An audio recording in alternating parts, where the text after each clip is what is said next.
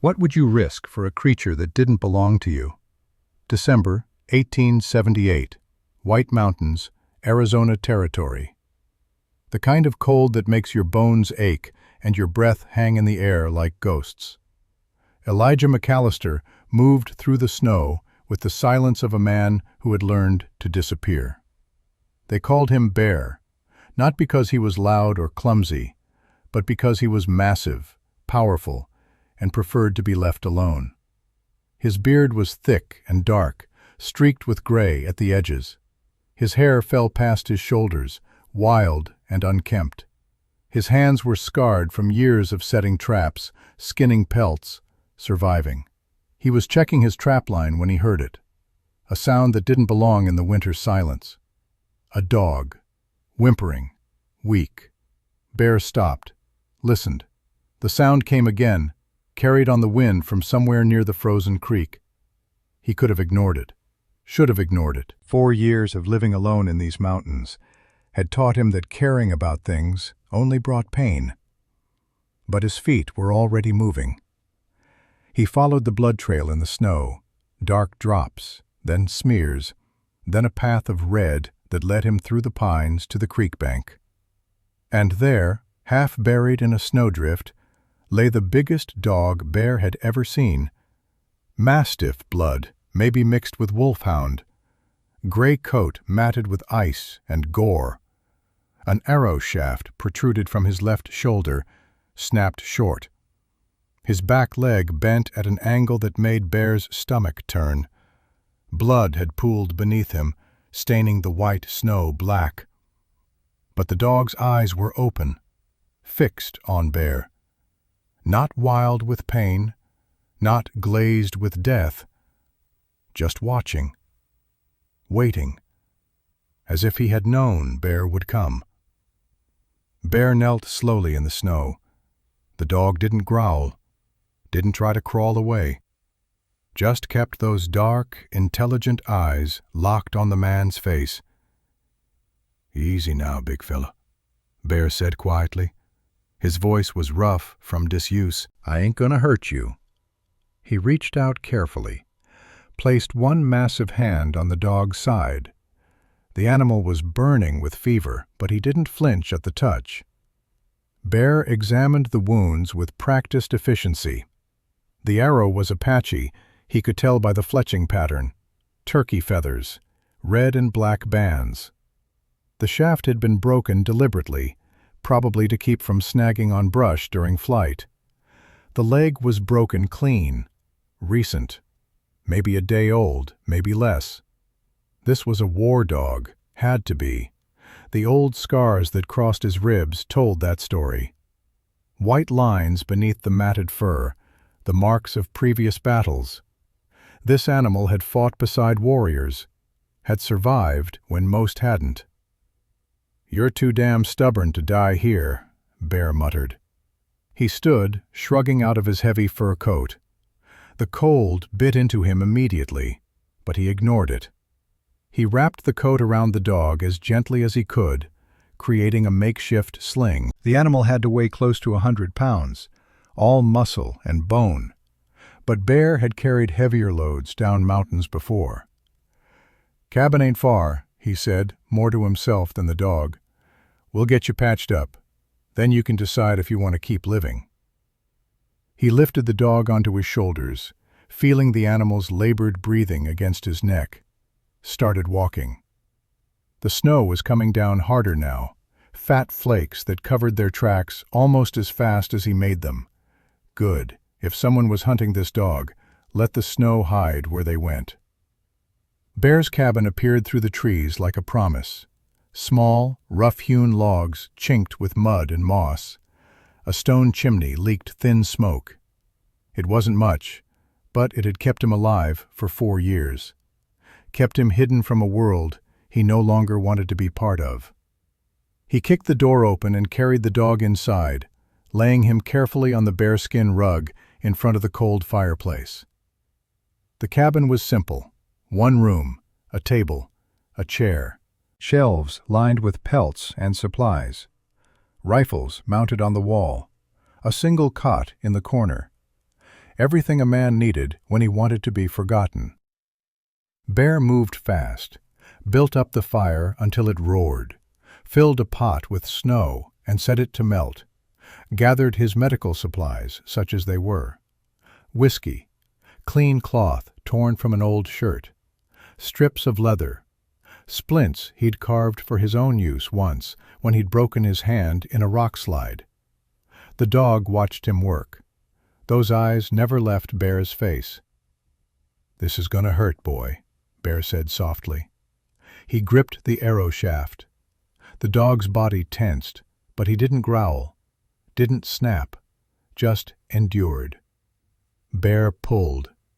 The arrowhead came free with a wet sound that turned his stomach. Blood welled fresh from the wound. The dog made one low sound, somewhere between a groan and a sigh, then went silent. "Tougher than most men I know," Bear said. He poured whiskey directly into the wound, cleaned it as best he could, packed it with cloth. Then he turned his attention to the leg, set it carefully, feeling for the break, aligning the bone. The dog trembled, but held still. Bear splinted the leg with practiced hands, bound it tight with leather strips. When he was done, he sat back on his heels, exhausted. "There," he said. "You're either gonna make it, or you ain't. But I did what I could." He trickled whiskey into the dog's mouth, watched him swallow. Then water. Then some dried venison softened in the warm water until it was almost paste. The dog ate. Slowly. Painfully. But he ate. Bear found himself running his hand over the animal's head. The fur was coarse, warm now from the fire. Around the dog's neck was a collar of sorts. Not leather. Bone. Carved with symbols Bear didn't recognize but understood anyway. Apache. "Your master's probably dead, ain't he?" Bear said quietly. "That's why you were alone out there. War dog without a war to fight." The dog rested his head on Bear's thigh. Something cracked inside Bear's chest. Something he'd thought was frozen solid, dead, buried under 4 years of snow and silence and grief. He'd had a son once, Samuel, 5 years old, dark hair, bright eyes, the kind of boy who laughed easy and loved everything. Margaret had been teaching him to read. They'd been building a life, not a big life, not a fancy one, just a good one. And then Bear had gone out on a 3-day trap run. When he came back, his cabin was ashes. His wife and son were buried in the yard by neighbors who couldn't meet his eyes. The outlaws who'd done it were long gone. 5 men, led by a man with a scar across his right eye. Samuel Creed. Bear had searched, for months, for years, but the trail always went cold. Men like Creed knew how to disappear, knew how to become ghosts. So Bear had become a ghost too. Come up here to these mountains, away from people, away from memories, away from everything that could hurt. But now, this dog, this stubborn, wounded animal, who should have died in the snow, who somehow made it to Bear's trap line, who looked at him like he understood. "I couldn't save my family," Bear whispered. The words hurt coming out. He hadn't spoken them aloud in years. "Margaret and Samuel. I was out hunting when the outlaws came back to ashes and graves." The dog's breathing had steadied. His eyes were closing. "So I came up here," Bear continued. "Figured if I stay away from people, can't fail anyone else, can't lose anyone else." He was quiet for a long moment. The fire crackled. Snow hissed against the window. "But you chose to stay alive," Bear finally said. Maybe I can do that much. The dog slept. Bear sat beside him, one hand resting on the animal's side, feeling the steady rise and fall of breathing. For the first time in 4 years, the cabin didn't feel empty, didn't feel like a tomb. It felt almost like shelter. Morning came gray and cold. Bear woke slumped against the stone hearth, his back aching. The dog was awake, watching him, had probably been watching him for hours. Bear built up the fire, made coffee, cooked oatmeal in a battered pot. He mashed some up with water and broth from yesterday's rabbit, cooling it until it was just warm. "You know," he said, spooning the mixture carefully into the dog's mouth, "I had a son once, Samuel. He'd have loved you." The dog licked his hand. The touch was gentle, deliberate. Bear found himself smiling. The expression felt strange on his face, foreign. "He was 5 when they killed him," Bear continued. "Smart as a whip. Brave, too. Used to follow me everywhere, asking questions about every damn thing." Another spoonful. The dog ate slowly but steadily.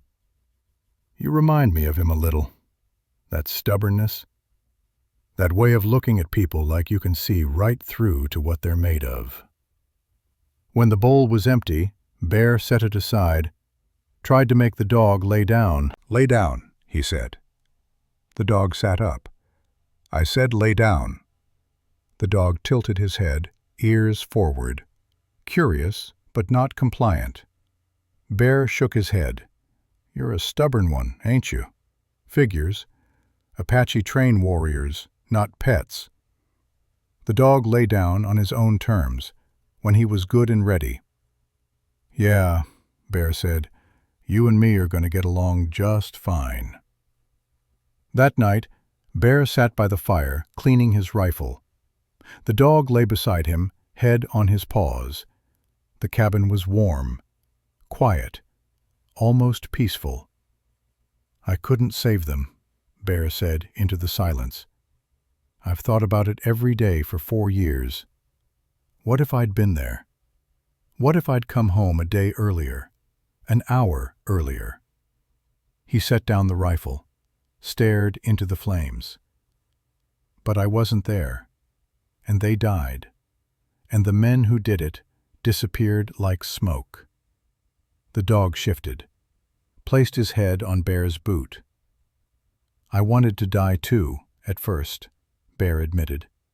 "Thought about it more than once. Walking out into a blizzard, not coming back, just letting the mountain take me." The fire popped. Sparks drifted up the chimney. "But I was too much of a coward for that, so I came up here instead. Figured I'd just wait for death to find me natural. Stop trying. Stop caring." He reached down, scratched behind the dog's ears. "But then you show up, half dead. Should have frozen in that snow. Should have bled out hours before I found you. But you didn't. You held on." Bear's voice went rough. "Maybe that means something. Maybe it don't. But I'll tell you this. I'm not going to let you die on my watch. Not if I can help it." The dog's tail thumped once against the floor. 4 days passed. The dog grew stronger. Bear changed his bandages twice a day, fed him, talked to him. The animal became his shadow, limping after him around the cabin, watching everything he did with those knowing eyes. On the 5th morning, Bear was outside changing the dog's bandages when he heard it. Hoofbeats, coming up the trail from the valley. His hand went to the pistol at his hip. The dog struggled to his feet, growling low in his chest.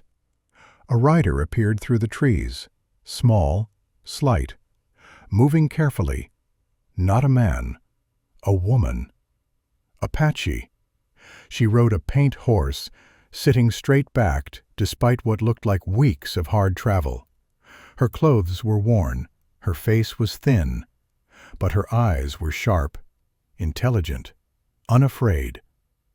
She spoke in Apache, one word, a name. Micaiah. The dog's ears went forward. His whole body went tense. But he didn't run to her.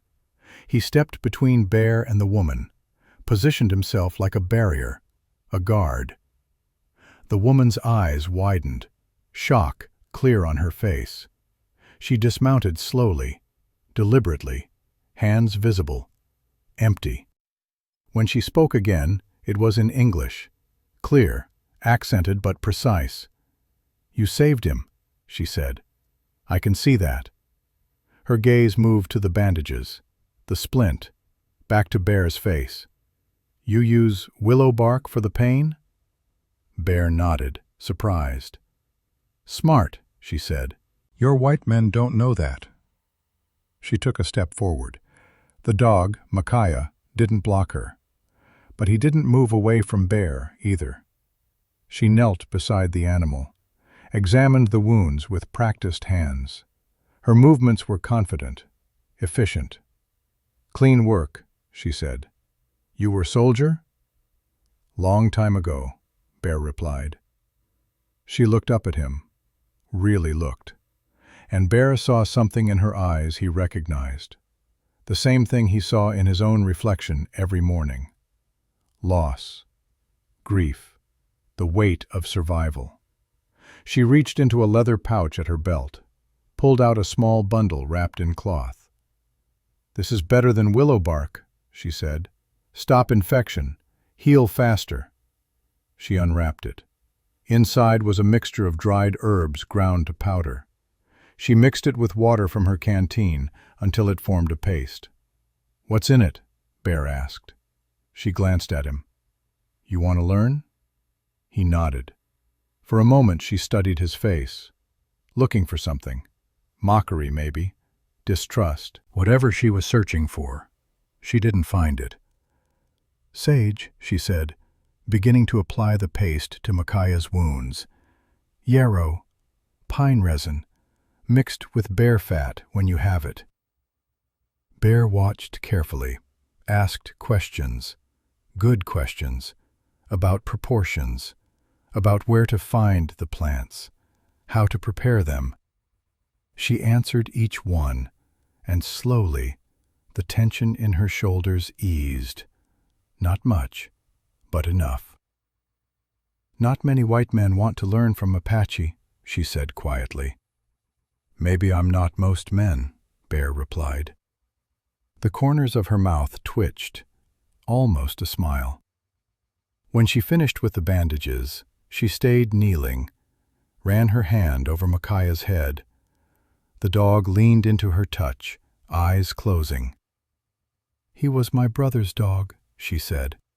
Her voice had gone soft, fragile. "Chayton. 3 months ago, the cavalry attacked our camp. Chayton died protecting me." She looked at the dog. "I thought Micaiah died too. I searched for weeks. I thought I'd lost them both." "I'm sorry for your loss," Bear said. She looked up at him. Surprise flickered across her face. "You mean that?" It wasn't a question, but Bear answered anyway. "I do. I know what it's like to lose family." The air between them shifted. Something unspoken passed. Recognition, understanding. The kind that doesn't need words. She stood slowly, brushed snow from her knees. "I came to take Micaiah back," she said. "He belongs with Apache." She called to the dog in her language. The words were melodic, commanding. Micaiah looked at her, then at Bear. Then he sat down, right beside Bear's leg. He didn't move. The woman stared. "Micaiah never disobeys, never chooses another master." "Maybe he ain't betraying," Bear said slowly. "Maybe he's continuing something." She opened her mouth, closed it, looked at the dog with something like wonder. "I cannot stay long," she finally said. "Men are hunting me." Bear's expression hardened. "How many?" 5, maybe 6 now. Their leader is Samuel Creed. You know him? The name hit Bear like a fist to the gut. His vision went dark at the edges. His hands clenched into fists. "Yeah," he said, voice like gravel. "I know Creed." 4 years. 4 years he'd been searching for that name, that face, the scar across the right eye. "He's hunting you?" Bear asked. "There is a warrant," she said. $800. They say I murdered a cavalry officer, but it was self-defense. Lieutenant Haynes attacked me. Chayton stopped him, killed him. Then the cavalry came for all of us." "How many survived?" "Few." Her jaw tightened. "I lead the hunters away from what is left of my people." Bear looked at her, really looked. She was thin, exhausted, running on nothing but will and rage. He knew that feeling, had lived it himself. "They're not just after you," he said. "Creed's gang burned my life down 4 years ago, killed my wife and son while I was away. I've been hunting them ever since." Her eyes widened. "Then we have the same enemy." "Seems so." They stood in the snow, 2 people bound by violence and loss, with a wounded war dog between them. "You need help," Bear said. "Why would you help me?" Bear looked down at Micaiah. The dog sat calm, content, like he'd always known this moment would come. "Because that dog chose both of us," Bear said, "and I've learned not to argue with someone smarter than me." She almost smiled. Actually smiled. "Besides," Bear added, "Creed and I got unfinished business." She held his gaze for a long moment, then nodded once. "My name is Nadia." "Bear," he replied. "Well, Elijah, but most folks call me Bear." "Bear," she repeated, testing the name. "It fits." The snow was falling harder now. The mountains were closing in around them, white and silent and vast. And for the first time in 4 years, Elijah McAllister wasn't alone. The attack came that same evening. Bear was inside the cabin, checking his ammunition supply. Nadia sat by the fire, rewrapping Micaiah's bandages with her herbal paste. The dog lay content between them, as if this strange new arrangement was exactly as it should be. Then Micaiah's head snapped up. A growl rumbled deep in his chest. Bear's hand went to his rifle. Nadia was already on her feet, bow in hand, moving to the window with the fluid grace of someone who'd spent months staying alive by staying alert. 3 riders emerged from the tree line, rough men, armed, the kind who made their living hunting people instead of game. The one in front was lean and hard, with only 3 fingers on his right hand. He raised that mutilated hand and called out, "We know you got that Apache squaw in there. Send her out, and maybe we let you live." Bear moved to the front window, kept his rifle low but ready. "Cabin's private property," he called back. "Get off my land." 3 fingers laughed. "We got a legal warrant. U.S. Marshal authorized. You're harboring a fugitive." Nadia had already positioned herself at the side window. She knocked an arrow, drew, released. The shaft flew true, caught one of the men in the shoulder. He screamed and toppled from his horse. Bear fired his rifle in the same instant. The bullet took down the second man's horse. The animal collapsed, throwing its rider hard into the snow. 3 fingers wheeled his mount around, eyes wide with shock. They hadn't expected resistance, hadn't expected the woman to fight back. "This ain't over," he shouted, grabbing the wounded man and hauling him onto his horse. "Creed's coming himself, and when he does, you're both dead." They fled back down the trail, leaving the third man scrambling after them on foot, cursing and bleeding. Bear and Noddy stood at their respective windows, weapons ready, until the sound of hoofbeats faded completely. Only then did Bear lower his rifle. "They'll be back," he said. "I know," Noddy replied. She was calm, too calm. This was familiar territory for her. "I am sorry. I brought this to your home." "My home died 4 years ago," Bear said. "He's taught Apache before, hasn't he? Taught you and your brother English?" Nady's expression softened slightly. "Yes. Father Patrick is good man. One of few white men who sees us as people." "Then we go there first," Bear said. "Get supplies. Figure out our next move.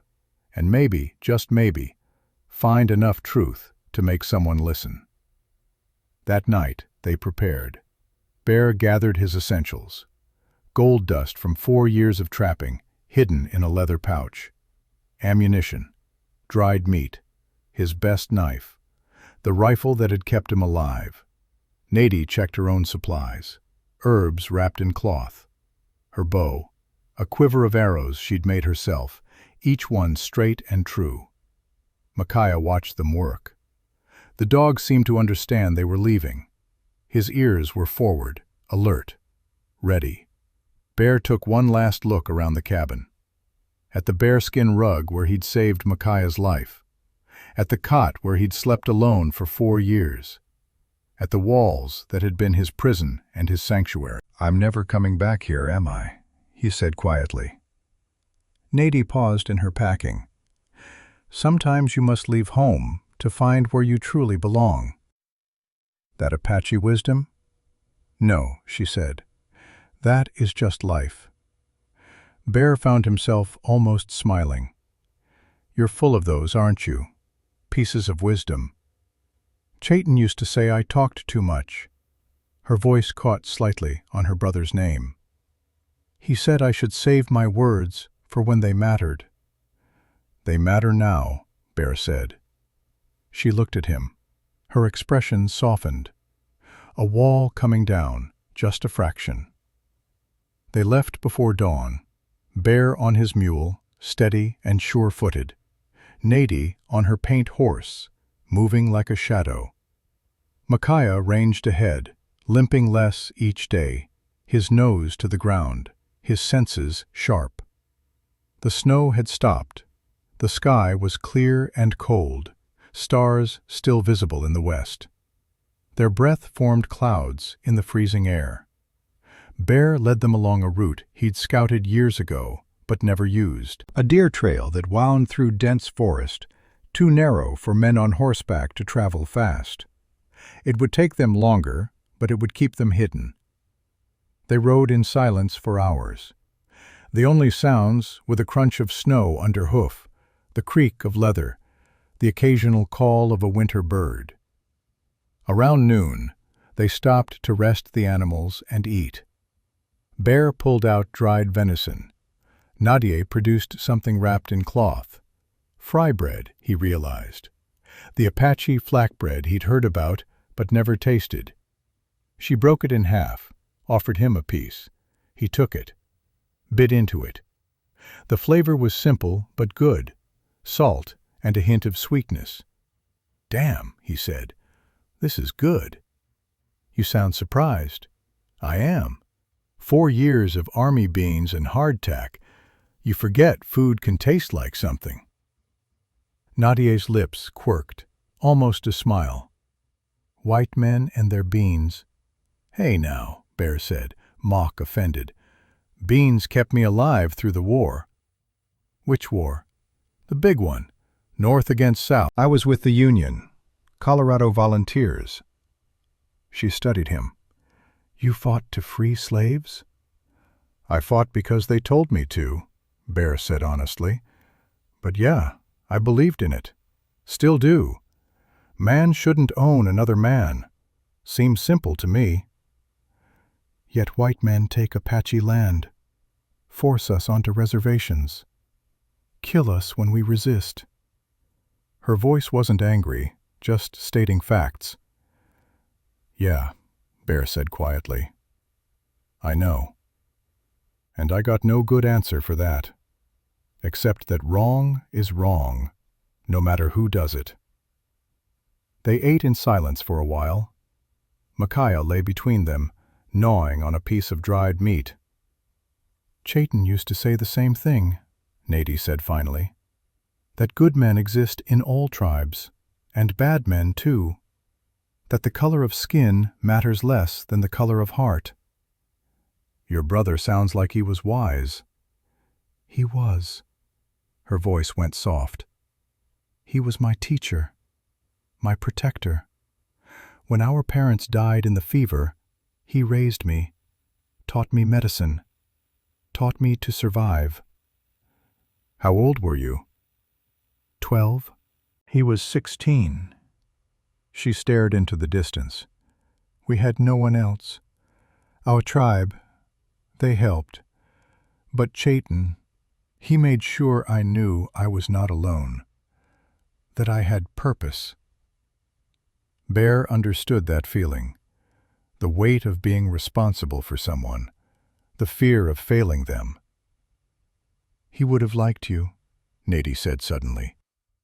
Bear looked at her, surprised. "You are not like other white men," she continued. "You listen.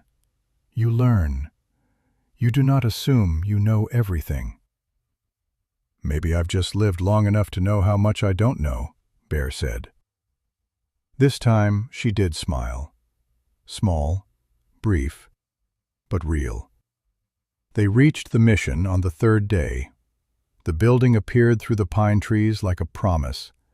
Adobe walls, a wooden cross on the roof, a small garden, dormant now under snow. Father Patrick Donovan was outside, splitting wood despite the cold. He was a solid man in his 50s, white beard, strong arms. When he saw them approaching, his face lit up with recognition and relief. "Nady," he dropped the axe and hurried forward. "Child, Blessed Mary, we thought you were dead." He pulled her into an embrace. She stiffened at first, then relaxed into it. When they separated, there were tears on her cheeks. Father Patrick turned to Bear. "And you are?" "Friend," Bear said simply. "She needs help, Father." "Come inside," the priest said immediately. "Both of you. You look half frozen." The mission was warm, simple, a small chapel with wooden pews, living quarters in the back, a kitchen that smelled of bread and coffee. Father Patrick listened as they told their story. His face grew darker with each detail. When they finished, he slammed his fist on the table. "Haynes was a brute," he said, voice shaking with anger. "A disgrace to his uniform. I wrote letters to the fort commander, but they went unanswered. The Army protects its own, even when its own are monsters." "We need to reach Marshal Bridger," Bear said. "Can you help?" Father Patrick was quiet for a moment, thinking. "Tom Bridger is a good man, honest, but his hands are tied by politics and Army pressure. You need more than just his word." "Then what?" Nady asked. The priest leaned forward. "You need witnesses, people who saw what Haynes was really like. And there was another girl, Mexican. She worked at the cantina in Springerville. Haynes attacked her too, about a month before he came after you. She survived. Her name is Rosa Delgado." "Will she testify?" Bear asked. "If you can convince her," Father Patrick said. "She's scared, ashamed, the way men like Haynes make women feel. But if she speaks up, and I add my testimony, and we present it together to the marshal, you might have a case." "Might," Nady repeated. "It's more than you had yesterday," the priest said gently. A sound outside, hoofbeats. Father Patrick's expression changed instantly. "The cellar. Now." They moved fast. The priest pulled aside a rug, revealing a trap door. Stairs led down into darkness. Bear went first, helping Nadia down. Micaiah followed, silent and obedient. Father Patrick lowered the door just as heavy boots hit the chapel floor above. "Father!" A voice, hard, cold. "We're looking for a fugitive, Apache woman. Seen her?" Through the cracks in the floorboards, they could see shadows moving. 3 men, maybe 4. "I've seen no one," Father Patrick said calmly. "This is a house of God. You bring weapons here, you dishonor it." "Don't play saint with me, priest. We know she's headed this direction." The man's voice was different from the others, older, rougher. Bear felt Nadia tense beside him. "Creed," she whispered. Samuel Creed, the name that had haunted Bear for 4 years, the face he'd seen in every stranger, the scar he'd searched for in every crowd. He was right above them. Bear's hand tightened on his rifle. Every muscle in his body screamed to burst through that door, to face the man who'd destroyed his life, to end it here and now. Nadia's hand found his arm, squeezed. Her eyes said what her mouth didn't. Not yet. Not like this. Bootsteps crossed the floor above. "There's fresh hoofprints outside. Search the buildings," Creed ordered. Father Patrick's voice rose. "You have no authority here. This is consecrated ground." "Your God ain't gonna stop me, priest." Suddenly the mission bell began to ring, loud, urgent. "U.S. cavalry approaching from the east." A woman's voice, Sister Maria, the nun who helped run the mission. She was lying, buying them time. "Damn," Creed swore. "Move out. We'll come back." The boots retreated. Horses, shouts, then silence. They waited 10 minutes before Father Patrick opened the cellar door. "They're gone," he said. "But Sister Maria can't ring false alarms forever. You need to leave. Tonight." "Springerville," Bear said. "We find Rosa Delgado." Father Patrick nodded. "I'll send word to Marshal Bridger.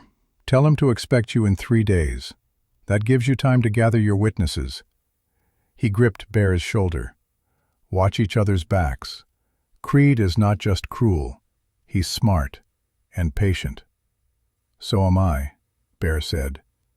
They left the mission under cover of darkness.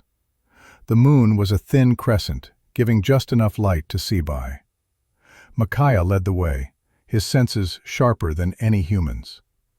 Nadia rode close beside Bear. "Your enemy is my enemy," she said quietly. "Seems that way. When this is over, when we have justice, what will you do?" Bear was quiet for a long time. "I don't know. I stopped thinking about after a long time ago. Maybe it is time to start again." "Maybe." They rode on through the night. 2 people bound by tragedy, guided by a dog who'd chosen them both, heading toward a reckoning neither could fully see. But as darkness gave way to dawn, Bear felt something unfamiliar stirring. Not emptiness anymore. Something sharper, more urgent. Purpose. They reached Springerville late the next night. The town was small. A main street with a dozen buildings, a saloon, a general store, a boarding house with a sign that read Whitmore House. Bear dismounted. "Stay here. I'll make sure it's safe." He approached the boarding house and knocked. Footsteps inside. The door opened a crack. A woman's face appeared. Hard eyes. A shotgun visible in her hands. "We're closed," she said.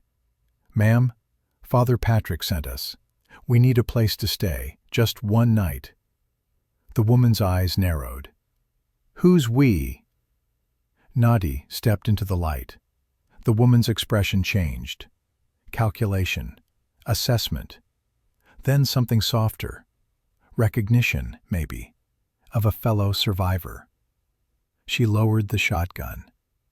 "Come in, quick." Inside was warm, clean, the smell of coffee and bread. The woman was Sarah Whitmore, she told them, widow. Her husband had been killed by outlaws 2 years ago. "Father Patrick helped me then," she said, pouring coffee into chipped mugs. "If he trusts you, that's enough for me." Bear explained their situation. Sarah listened without interruption.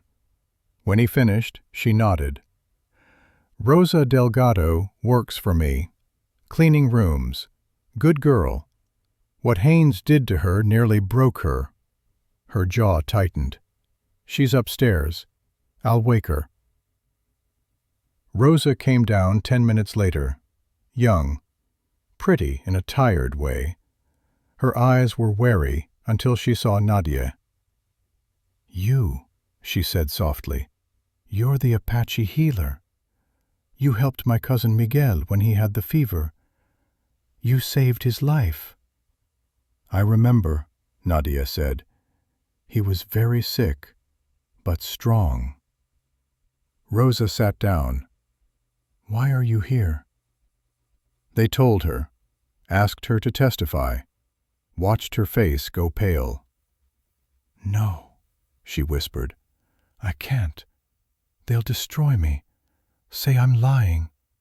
That I asked for it." "Haynes is dead," Nadia said gently. "He cannot hurt you any more." "But his friends can. The army will protect his memory. They always do." Sarah leaned forward. "Rosa, honey, I was scared too. After John died, outlaws threatened to burn down this house if I testified against them. But I did it anyway." "What happened?" "They hanged," Sarah said simply. "And I sleep better now." Rosa looked at Nady, at the quiet strength in the Apache woman's face, at the scars she could see on her arms, at the weight she carried. "If I do this," Rosa said slowly, "will it help?" "I cannot promise," Nady said, "but silence never helps. Silence is what men like Haynes count on." Rosa took a shaky breath, then nodded. "Okay, I'll do it." The atmosphere changed. A weight lifted from everyone's shoulders. For the first time, they weren't just running. They were fighting back. The next morning, there was a knock at the door. Sarah answered it, hand on her hidden pistol. A young soldier stood outside, corporal's stripes, nervous eyes. "I'm looking for Elijah McAllister," he said. Bear came to the door, hand on his gun. "Who's asking?" The soldier's face broke into an uncertain smile. "Sir, it's me, Henry Moss, your cousin." Bear stared. "Little Henry? From Kansas City?"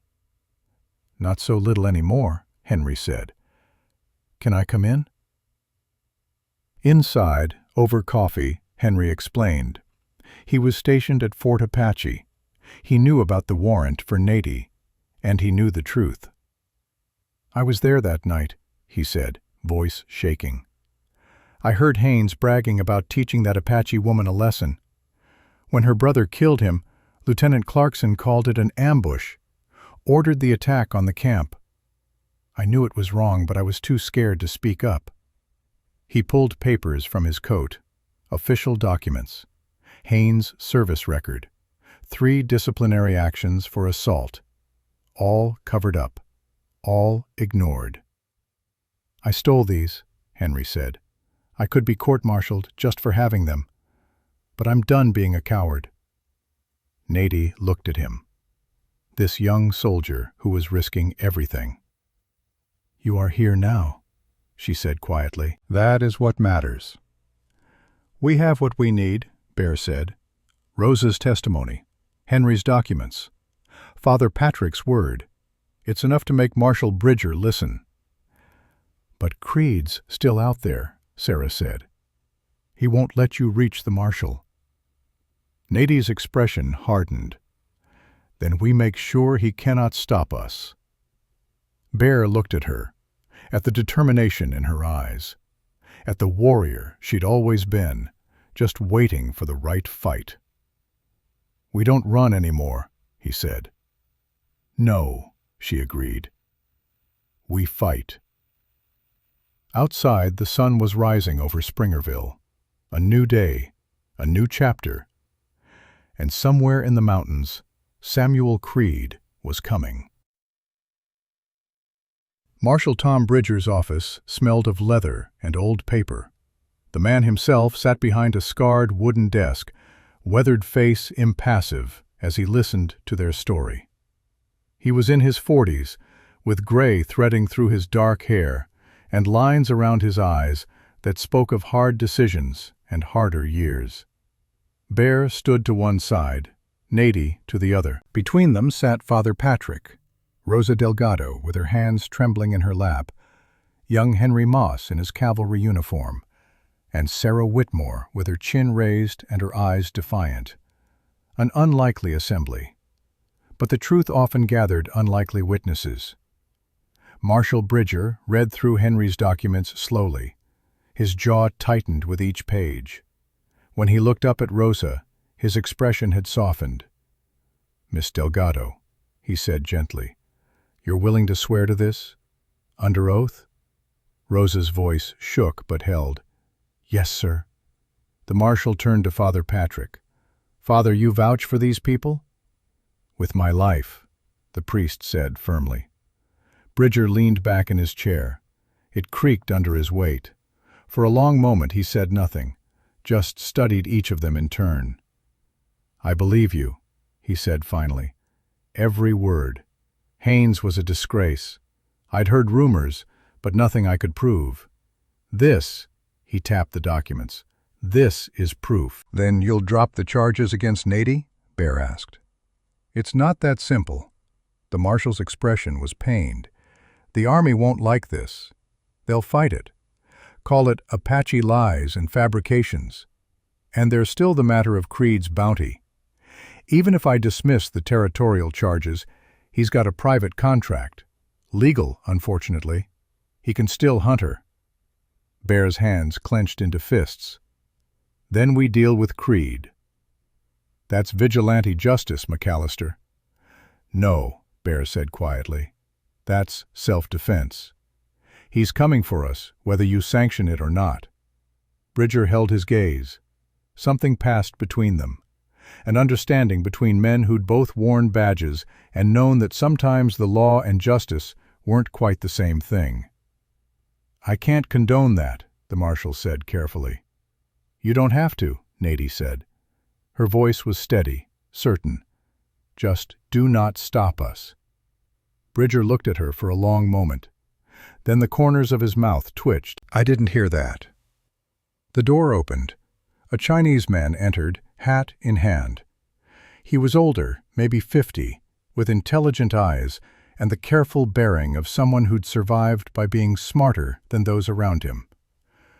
"Marshal," he said with a slight bow, "I heard you were taking testimony about Samuel Creed. I wish to add mine." "Jake Chen," Bridger said, surprised. "What's your stake in this?" "Creed owes me $300, Jake said. "He cheated me in a card game 6 months ago. When I asked for payment, his men threatened to burn my store. I have witnesses. I have records." He produced a ledger from his coat. "I am tired of being afraid of that man." The door opened again. This time it was 3 women from town, then 2 more men, then an older couple. Sarah stood. "Half the women in Springerville have been threatened by Creed's gang. We're done being afraid." One of the men stepped forward. "He stole my horse. Said if I reported it, he'd kill my family." Another, "He threatened my daughter." The stories poured out. A cascade of grievances, of fear turned to anger, of people who'd been silent for too long, finally finding their voices. Marshal Bridger looked overwhelmed. and something else. Hopeful. "You're asking me to look the other way," he said slowly, "while you take on 6 armed men." "5 now," Bear corrected. "We got one at my cabin." "5 then." Bridger shook his head. "You're still outgunned." "Not if we're smart," Nady said. The marshal studied her. This Apache woman who'd survived months of being hunted, who stood straight-backed and clear-eyed despite everything she'd endured. "I'll give you 3 days," he said finally. "After that, I have to act on what I know. Officially." He emphasized the last word. Bear understood. 3 days to finish this, one way or another. "Thank you, Marshal," he said. Bridger nodded. "Don't thank me yet. Creed's not just cruel, he's cunning. He'll know you're gathering support. He'll come at you when you're most vulnerable." "Then we make sure we're ready," Bear said. They gathered at Sarah's boarding house that night. Bear spread a hand-drawn map across the dining table. Henry, Rosa, Father Patrick, Sarah, Jake Chen, and a half-dozen others crowded around. "Creed will come for us in the open," Bear said, tracing a route with his finger. "He's arrogant. Likes to make examples. We use that." "We pick the ground," Nady added. She pointed to a spot on the map north of town. "Somewhere with cover, limited approaches, where numbers matter less than position." Henry leaned in. "There's an old ranch house 2 miles north, Hendrick's place. Been abandoned for 3 years. Stone walls, high ground, clear sight lines in all directions." Bear nodded. "Perfect. We fortify there. Make him come to us." "You're talking about a siege," Father Patrick said quietly. "I'm talking about survival," Bear replied. "And making sure that when this is over, Creed can't hurt anyone else." They worked through the night. Bear and Henry rode to the ranch house, reinforced the walls with whatever they could find. Barrels, wooden planks, anything that could stop a bullet. Nadia set up firing positions, calculated angles, marked distances. She moved like she'd done this before, and Bear realized she probably had. Fighting wasn't new to her. It was survival. Sarah and Rosa loaded weapons, counted ammunition, prepared medical supplies with the herbs Nadia provided. Jake Chen brought extra rifles from his store. Father Patrick, despite his cloth, helped shore up defenses. By dawn, the old ranch house had been transformed into a fortress. Bear stood on the roof, looking out at the approaches. Nadia climbed up to join him. The sun was just breaking over the eastern mountains, painting the snow gold and pink. "You know we might die tomorrow," she said. "Yeah," Bear replied. "Are you afraid?" He was quiet for a moment. "Terrified, but I'm also glad." She looked at him, surprised. "Glad?"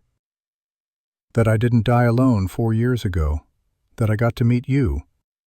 That stubborn dog brought us together for a reason." Nady's expression softened. "Chayton would have liked you. I wish I'd known him." They stood in silence, watching the sun rise. Then Nady placed her hand on his shoulder. Not romantic, not possessive, just connection. The touch of someone who understood. "Whatever happens," she said, "you gave me something I thought I'd lost." "What's that?" "Hope that good people still exist." Bear covered her hand with his. "Right back at you." Below them, Micaiah barked once. Alert. Warning. They came at noon. 6 riders cresting the hill in a line, silhouetted against the bright winter sky. Samuel Creed rode in the center. Even at a distance, Bear could see the scar, that jagged line across his right eye, the mark he'd been searching for through 4 years of empty mountains and colder nights. Creed raised his hand. The riders stopped. "McAllister," his voice carried across the snow. "I know you're in there. Send out the squaw, and we'll let the rest of you live." Bear stepped out onto the porch, rifle in hand, but pointed down. "Come take her, Creed. You're harboring a murderer." Nady appeared on the roof, stood tall and unafraid. "I am not the murderer. Lieutenant Haynes attacked me. My brother defended me. That is the truth." "Indian lies," Creed spat. Henry emerged from the side door, still in his cavalry uniform. "It's not lies. I was there. I have documents proving Haynes was a repeated offender. The Army covered it up." Creed's horse shifted nervously. "A coward corporal? No one will believe you." Father Patrick stepped out onto the porch beside Bear. "I believe him, and so does God. Haynes was a brute, Creed. You know it. Half the territory knows it." Rosa appeared in an upper window. Her voice shook, but held. "He attacked me, too, at the cantina. You were there, Creed. You saw him drag me outside. You did nothing." One of Creed's men shifted uncomfortably. Rosa's accusation had struck home. Then Sarah Whitmore walked out from behind the house. She wasn't alone. 10 women from Springerville walked with her. They formed a line between Creed's gang and the ranch house, unarmed but unbending. "We're done with men like you," Sarah called out. Her voice rang clear and strong. "Done with bullies, done with fear. You've terrorized this territory long enough." Jake Chen emerged with 5 other townsmen, all armed, all determined. "You cheated half this town," Jake said. "Threatened our families, stole our property. Enough." Creed looked around. His expression shifted from confidence to uncertainty. He'd expected to face 2 people and a dog. Instead, he faced a community. "You're all dead," he screamed, rage replacing strategy. He drew his pistol and fired at Sarah. The shot went wide. Bear's didn't. His rifle cracked. The bullet caught Creed in the shoulder, spinning him from his saddle. He hit the ground hard, snow erupting around him. Everything exploded into chaos.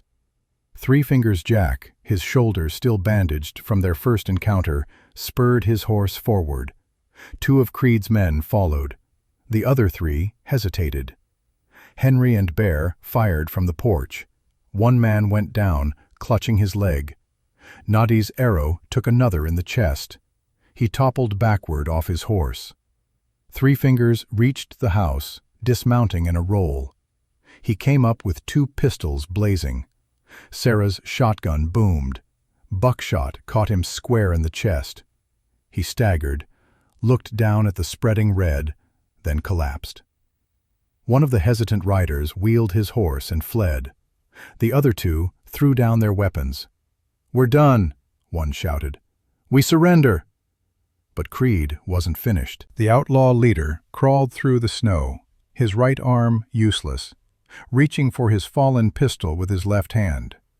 Blood stained the white ground beneath him. Bear stepped off the porch, walked toward him slowly, each step deliberate. He'd waited 4 years for this moment, dreamed of it, lived for it. Creed grabbed his gun, swung it up. Bear kicked it from his hand. The outlaw looked up at him. Recognition flickered in his eyes.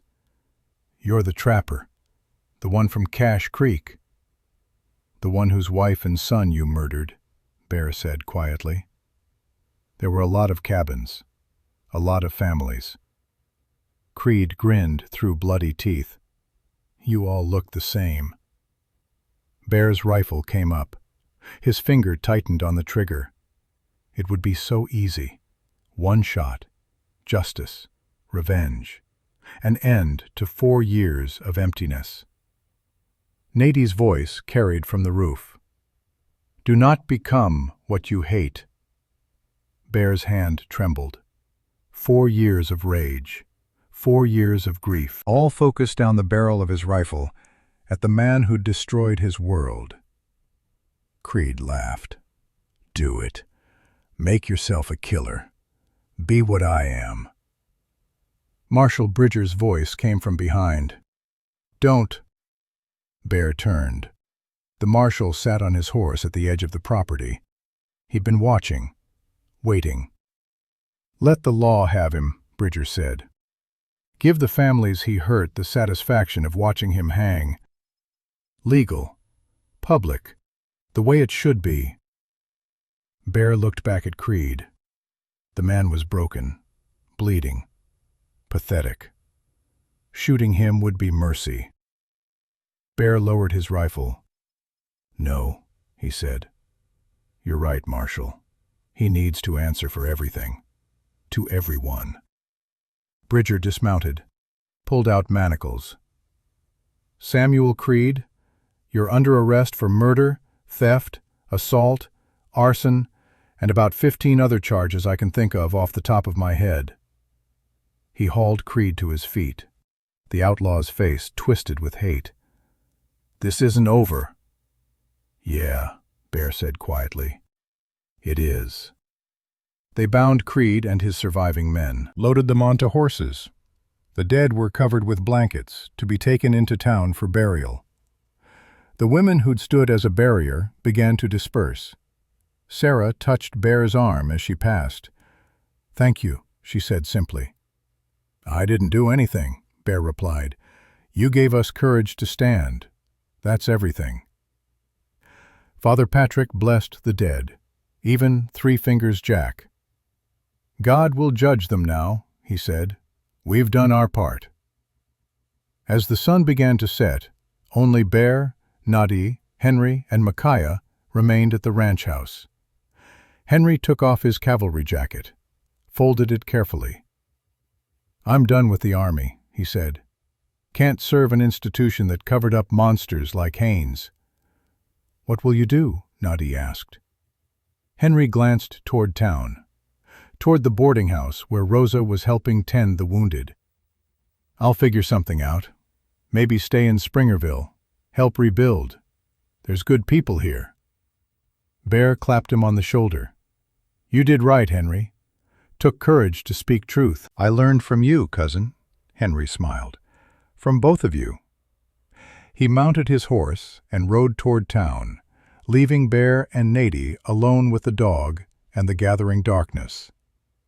It's not finished, Nady said. No, Bear agreed. Still have to face the army.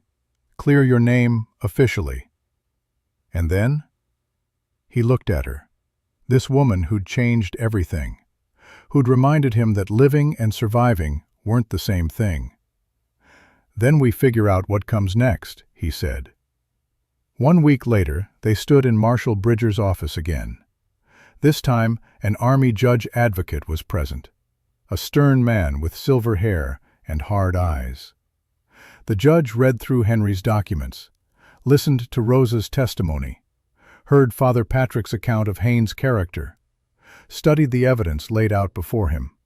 Finally, he set down the papers. This is damning evidence against Lieutenant Haynes. The cover-up by Lieutenant Clarkson is equally damning. Both men have brought disgrace to the uniform. He looked at Nadia. The charges against you are dismissed, with the Army's formal apology. Nadia stood very still. I am free? You are free, the judge confirmed.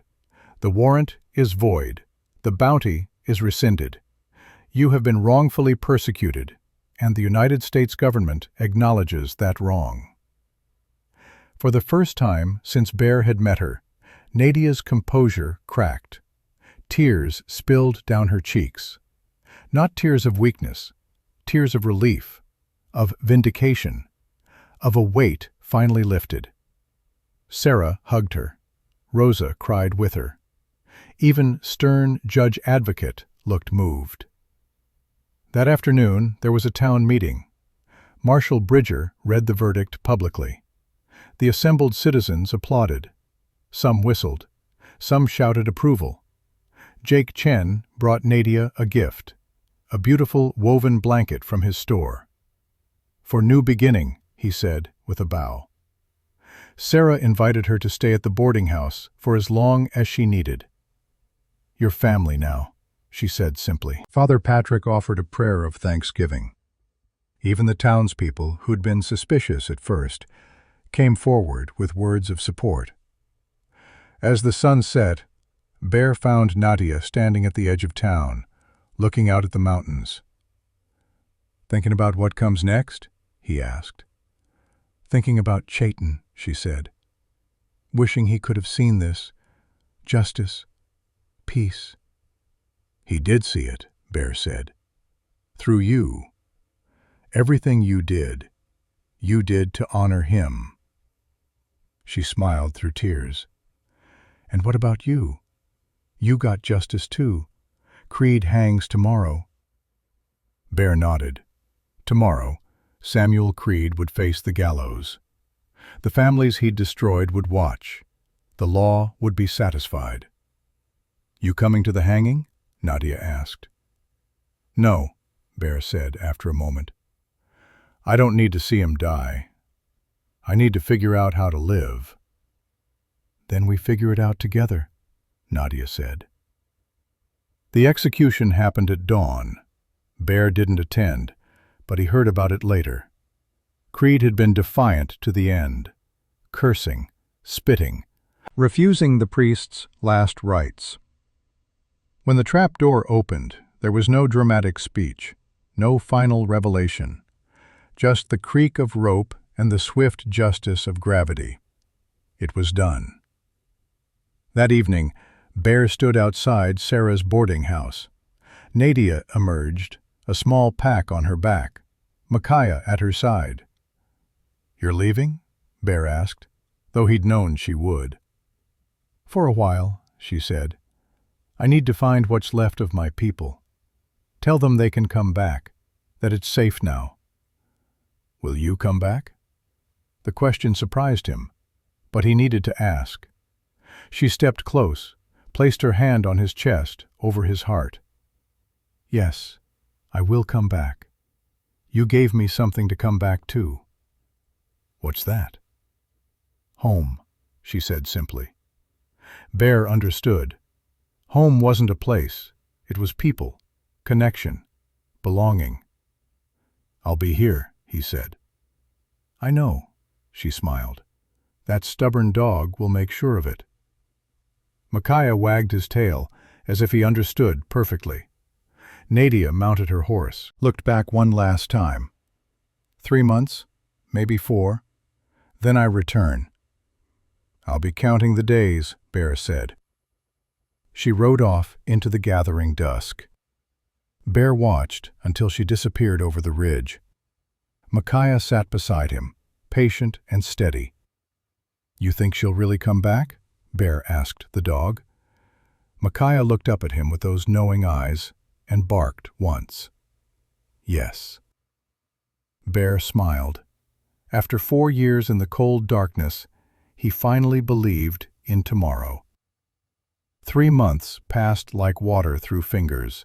Bear rebuilt. Not his old cabin in the high mountains, but something new, something different. He'd found land in the foothills, a valley where pines gave way to grassland, and a creek ran clear year-round. The land had belonged to the Hendricks family, the ones who'd abandoned the ranch house where they'd made their stand. Marshal Bridger helped him purchase it for the gold dust Bear had saved from 4 years of trapping. It wasn't charity. It was recognition that some men deserved a second chance. The first cabin went up in 2 weeks. Bear worked from dawn until dark, swinging an axe, fitting logs, thinking about everything and nothing. His hands remembered the work. His body remembered the rhythm. But his mind was somewhere else, wondering if she'd really come back. He'd searched for weeks to find the right place. Then one morning, Micaiah led him to a valley he'd never explored before. As Bear walked the land, his boot struck something half buried in the dirt. An Apache arrow, broken, blood-stained. He knelt, found more. Spent bullet casings, scraps of cloth. The earth here told a story written in violence. This was where Chayton had fallen. Bear looked at Micaiah. The dog sat on a small rise, staring out over the valley with an expression that seemed almost peaceful, as if he'd been waiting years to bring someone here, to bring Bear here. "This is it, isn't it?" Bear said quietly. "This is where it happened, where your master made his stand." Micaiah's tail wagged once. Bear stood, surveying the land with new eyes. A valley that had seen death, that had drunk blood and tears. But it was also beautiful, fertile, alive. "We'll build here," Bear said to the memory of a man he'd never met. "We'll make something good from this ground. Turn death into life. I promise you that." The wind moved through the grass like an answer. When Nadia returned 4 months later, and he showed her the valley, she didn't speak for a long time. She walked the land slowly, touching trees, kneeling to press her palms flat against the earth. Finally, she looked up at Bear, tears streaming down her face. "Chayton died here." "I know," Bear said quietly. "You knew? And you still chose this place?" "Because of it," Bear replied. "Because Micaiah led me here. Because your brother's last act was protecting what he loved. Seemed right to build something here that honors that continues what he started." Nadia walked to him, took his hands. "Chayton would have liked you very much." "I hope so," Bear said, "because I'm asking you to build a life on the ground where he lost his." "Not where he lost his life," Nadia corrected, looking around the valley. "Where he gave it. There's a difference. And yes, we build here, together." Henry Moss came by most days to help. The young man had shed his uniform for civilian clothes and seemed lighter for it. He'd taken a job at Jake Chen's general store and was courting Rosa Delgado with the careful attention of a man who understood that trust was fragile and precious. "You're building 2 cabins," Henry observed one afternoon, wiping sweat from his brow. Bear didn't look up from the log he was notching. "Am I?" "One there, one about 100 yards east, both with good southern exposure, both near the creek." "Man can't have too much storage," Bear said. Henry grinned. "That's what we're calling it? Storage?" Bear finally looked up, allowed himself a small smile. "A woman who spent her life in Apache camps won't want to live in a white man's house. Not right away. Maybe not ever. But she might want her own space nearby, where she can come and go as she pleases." "Smart," Henry said. "Rosa taught me that. About respect. About not assuming." They worked in companionable silence for a while.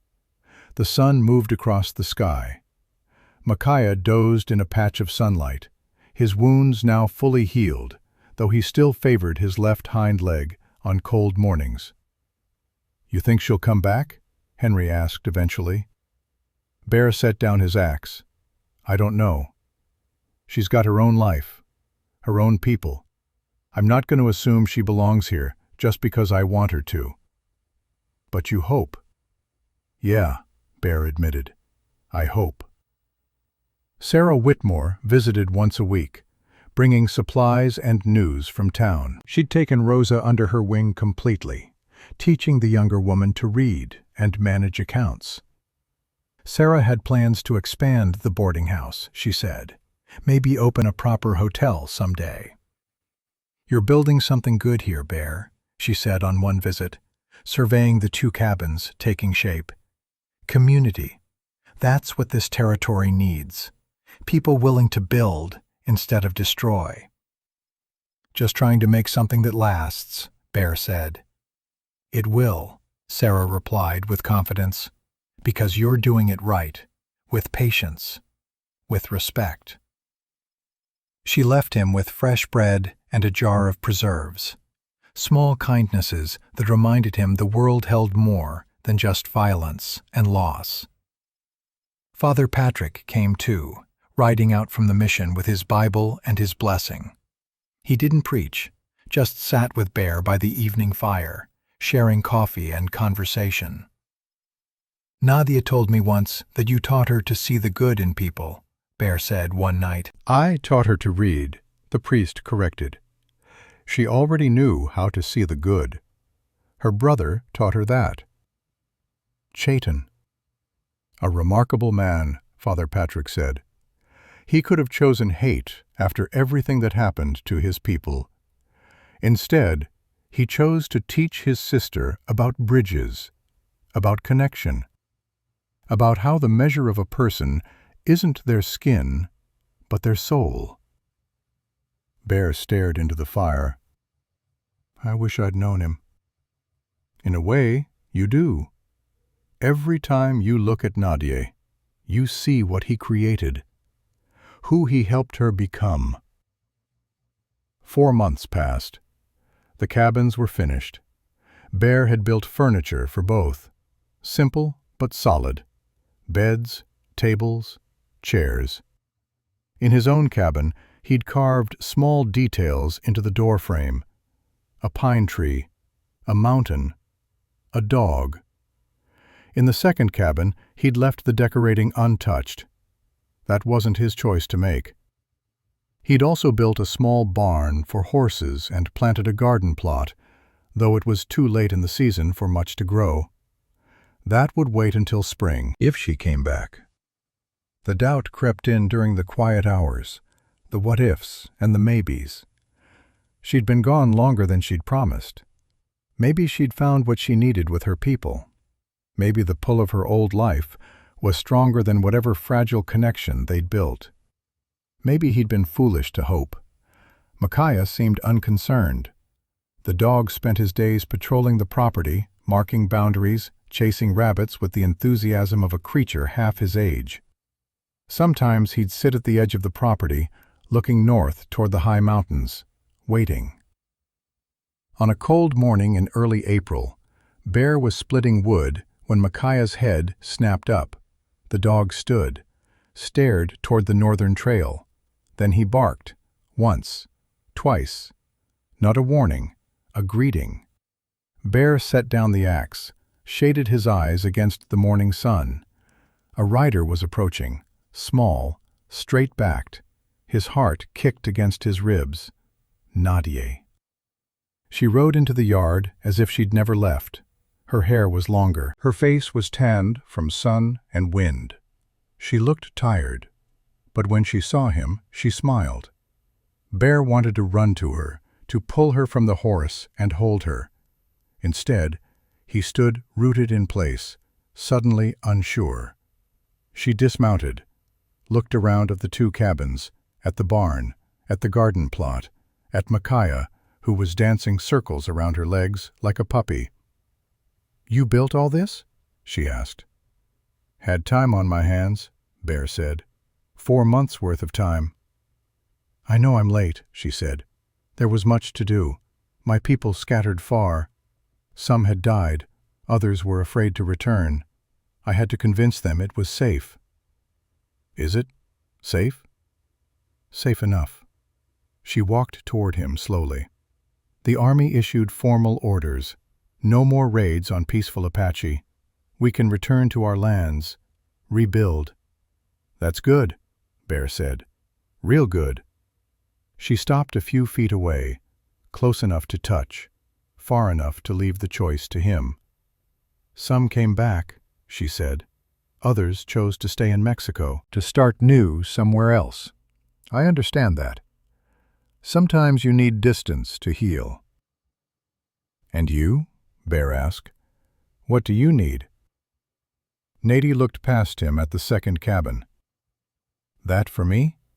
If you want it. No obligations, no expectations, just a place, if you want it. She walked past him. Micaiah followed. Bear stayed where he was, giving her space to explore. She was inside for a long time. When she emerged, her eyes were wet. "You built it Apache style," she said quietly.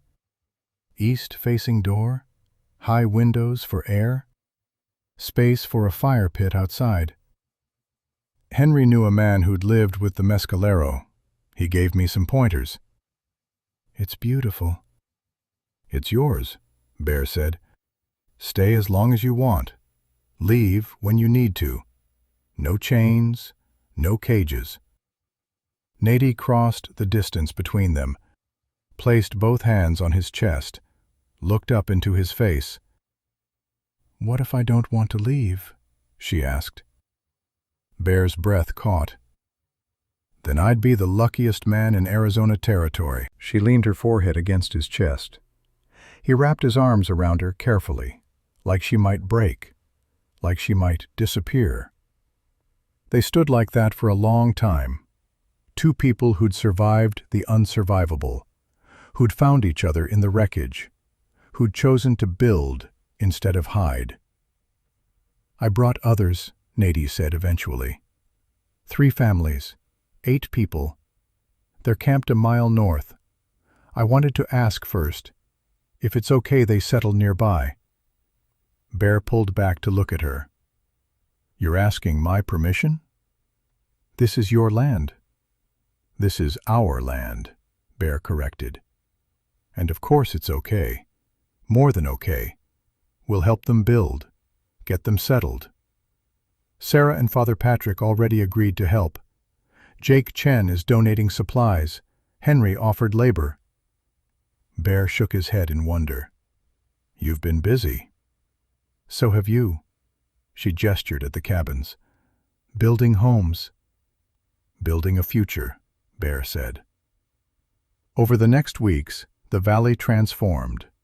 3 more cabins went up. Apache families who'd lost everything began rebuilding. Bear worked alongside them, learning their ways, sharing his skills. White settlers from Springerville came to help too. There was awkwardness at first, tension. Years of suspicion didn't disappear overnight. But working together, sharing meals, watching children play, the barriers began to crack. Sarah brought Rosa and Henry to visit. Rosa taught some of the Apache women English. They taught her traditional medicine. Henry helped the men build stronger corrals and showed them his carpentry skills. Father Patrick performed a blessing ceremony, honoring both Christian and Apache traditions. It wasn't perfect. Nothing ever was, but it was a start. Jake Chen opened a trading post at the edge of the settlement. Fair prices, honest dealing. He treated the Apache with the same respect he showed white customers. Word spread. More people came to trade. By summer, what had started as 2 cabins had become a small community. One evening, Bear and Nadia sat outside her cabin, watching the sun set over the mountains. Micaiah lay between them, content and peaceful. "Chayton would have loved this," Nadia said softly. "What we're building here." "Tell me about him," Bear said. "I want to know." So she told him. Stories of her brother. How he'd been fierce in battle, but gentle with children. How he'd believed that strength and kindness weren't opposites, but partners. How he'd taught her that survival wasn't enough, that a life worth living required purpose and connection. He used to say that hate was easy, Nadia said, that any fool could hate. But choosing to see the humanity in others, especially those who'd hurt you, that took real courage. He sounds like he was wise beyond his years. He was 26 when he died, Nadia said. So young. But he lived more fully in those years than most people do in a lifetime. Bear reached over and took her hand. "I think he'd be proud of you, of what you've built, of how you honored his memory." "I think he'd be proud of us," Nadia corrected. "You could have become bitter, could have let Creed's evil poison you. Instead, you chose to build, to help. That takes courage, too." They sat in comfortable silence, hands linked, watching the day give way to night. Marshal Bridger visited in late summer, officially surveying the new settlement for territorial records. He rode through slowly, observing everything, before stopping at Bear's cabin. "This is impressive," he said. "What you've done here." "We've done here," Bear corrected. "Wasn't just me." "No," Bridger agreed. "But you started it. You and Nadia. You showed people it was possible."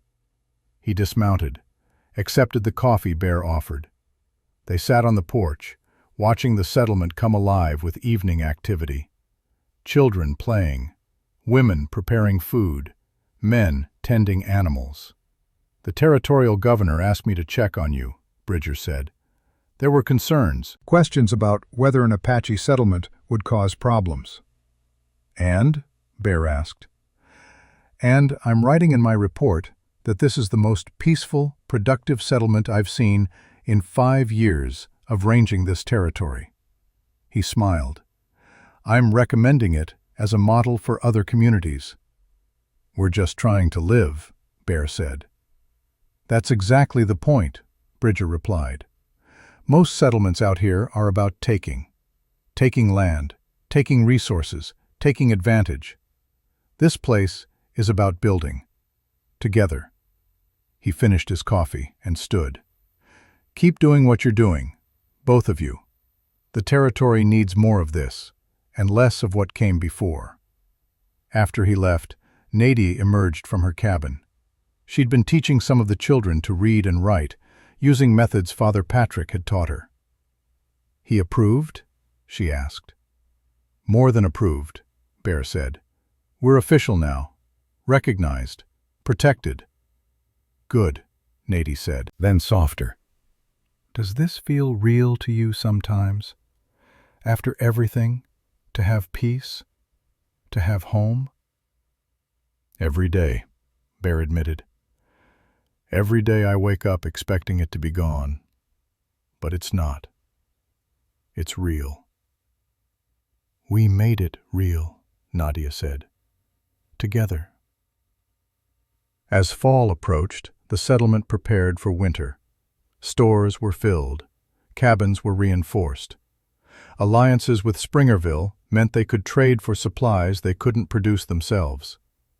Bear and Nadia worked side by side, their relationship deepening naturally, without rush or pressure.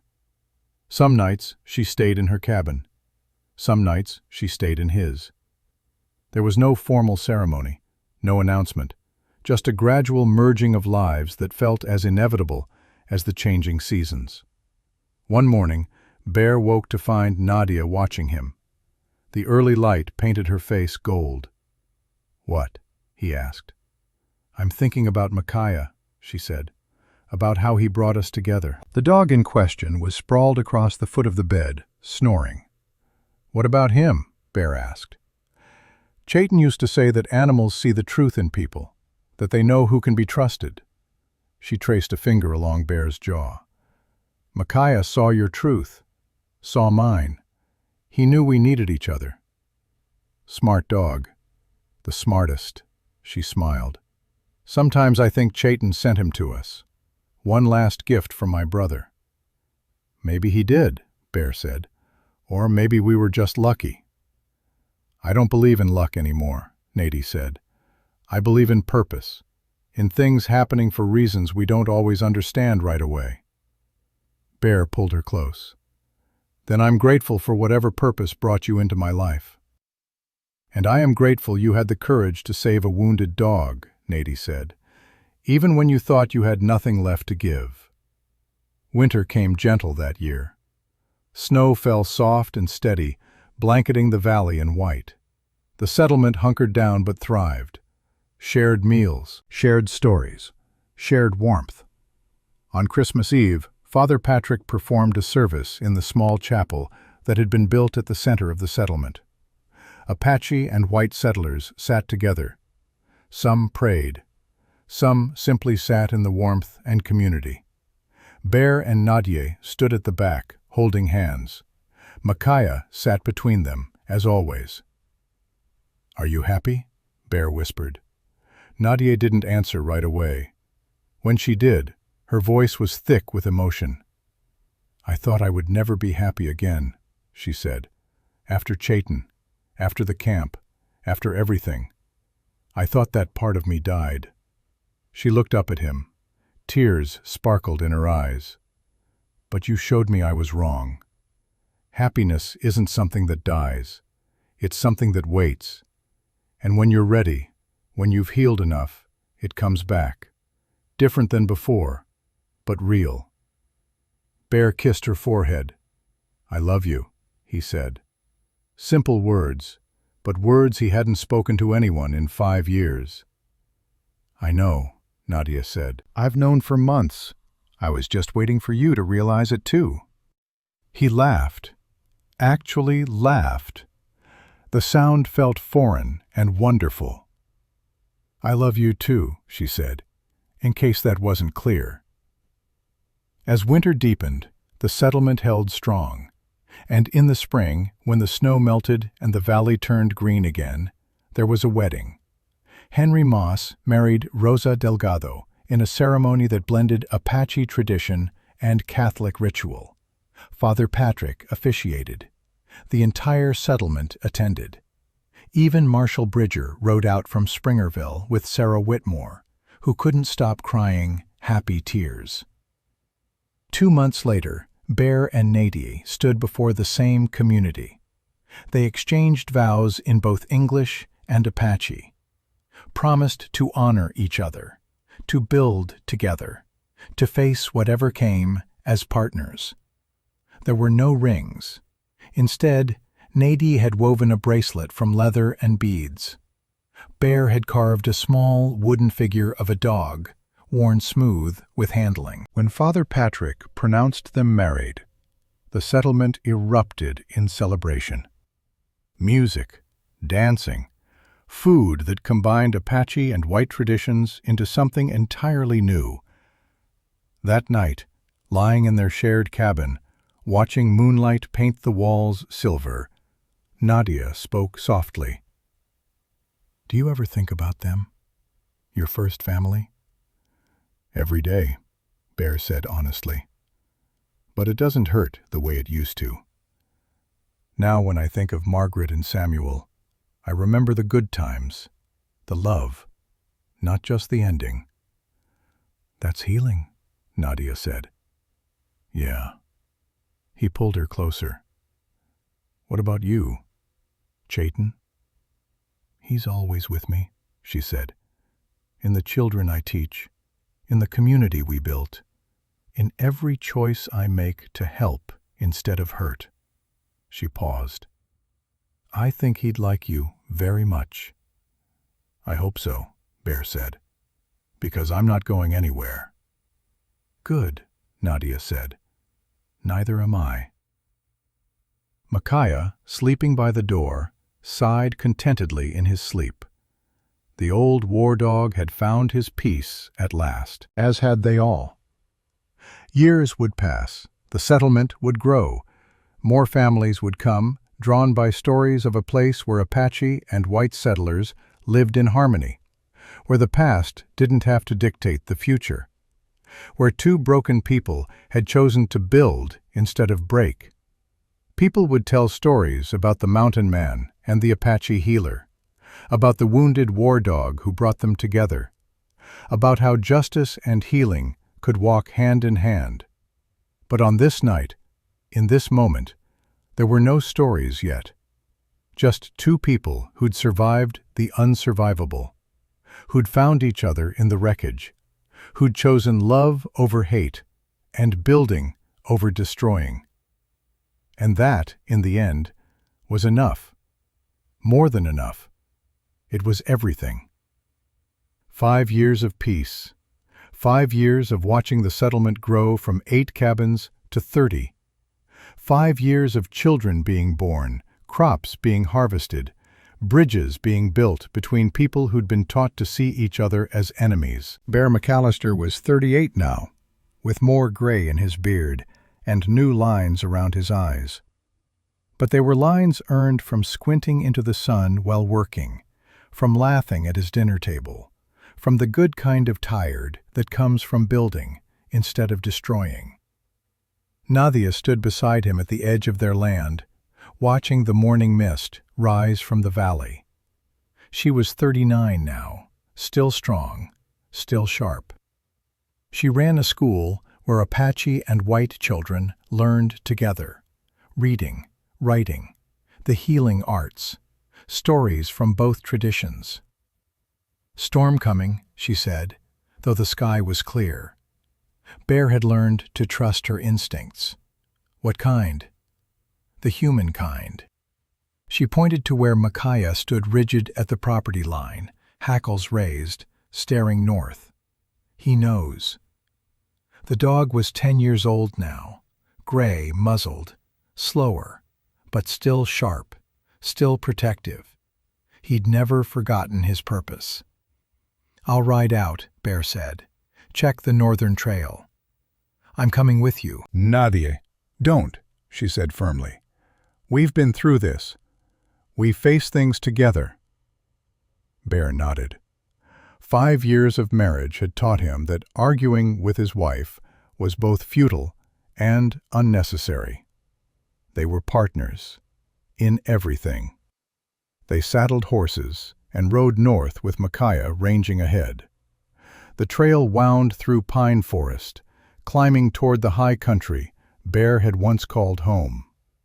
He hadn't been back to his old cabin in 5 years, hadn't needed to. Everything he needed was in the valley. 2 miles up, they found the tracks. 5 horses, shod, moving fast. The hoofprints were fresh, no more than a few hours old. "Coming from Fort Apache direction," Bear said, studying the ground. "Or running from it," Nady added. They followed the trail carefully. It led to a clearing where the riders had stopped.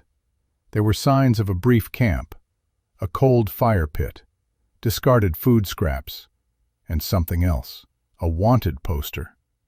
Bear picked it up. The paper was new, printed just weeks ago. His blood went cold as he read. "Wanted. Dead or alive, Jesse Creed. $1,500 reward, murder, robbery, arson." The face on the poster was younger than Samuel Creed's had been, but the resemblance was unmistakable. Same hard eyes, same thin mouth, same scar, though this one ran down the left cheek instead of across the eye. "His son," Bear said quietly. Nady took the poster, read it. Her expression hardened. Samuel Creed's son, come for revenge. 5 years, Bear said. I thought it was over. Hate doesn't die with the hater, Nady said. It passes down, infects the next generation, unless someone chooses to end it. They rode back to the settlement fast, called a meeting in the chapel. Marshal Bridger was visiting, fortunately, conducting his annual review. He read the poster with a grim expression. "Jesse Creed," he said. "I heard about him. He was 15 when his father hanged. Disappeared after that. Humor was he went to Texas. Fell in with bad men. Now he's worse than his father ever was." "Why come here?" Sarah Whitmore asked. She was grayer now, too, but still formidable. "Why after 5 years?" "Because he's been building his reputation," Bridger said. "Making a name. Getting strong enough to face the man who killed his father." "I didn't kill Samuel Creed," Bear said. "The law did." "You think that matters to a boy raised on hate?" The marshal shook his head. "In his mind, you're responsible, and now he's come to collect." Father Patrick stood. He was in his 60s now, moving slower but still sharp. "Then we prepare, the same way we did before." "No," Bear said. "This is different. Before, Creed wanted Nady. This time, he wants me. I won't risk the settlement. Won't risk any of you." "You think you get to make that choice alone?" Henry Moss stood. He was 30 now, with 2 children and another on the way. "This is our home too, our community. We defend it together." "Henry's right," Jake Chen added. "We've built something here, something worth protecting. You taught us that, Bear. Don't insult us by trying to face this alone." Bear looked around the room, at the faces of people he'd come to love, Apache and white, old and young, all looking back at him with determination. "I appreciate that," he said, "but Jesse Creed isn't like his father. From what the marshal says, he's smarter, crueler, and he's got 4 men with him, all killers. I won't watch this community bleed for my sins." "They're not your sins," Nady said quietly. Her voice cut through the murmurs. "Samuel Creed chose his path. He chose to murder, to destroy. You simply made sure he answered for it.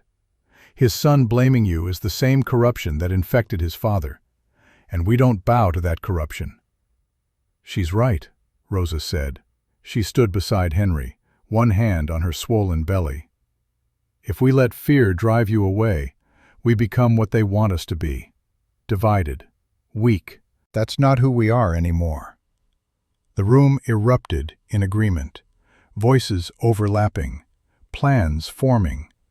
The community that had been built on cooperation and trust, now rallying to defend itself. Bear felt gratitude crash over him like a wave. Humility, the overwhelming knowledge that he wasn't alone. The overwhelming knowledge that he wasn't alone anymore, would never be alone again. "All right," he said, "then we do this together, but smart, prepared." They spent the next 2 days fortifying the settlement. Lookouts were posted on the surrounding hills. Women and children were taught where to go if shooting started. Men were armed and positioned. Father Patrick blessed their weapons and their purpose. Nady worked tirelessly, preparing medical supplies, teaching others her healing arts in case she fell. Bear tried to tell her to stay back, to stay safe. She'd looked at him with those eyes that saw through everything. "Do you remember what you told me once?" she'd asked. "That we face things together?" "This is different." "No," she'd said. "It's exactly the same. You don't get to protect me by excluding me. We're partners in everything, including this." On the 3rd day, Jesse Creed rode into view. He came at noon, when the sun was high and shadows were short.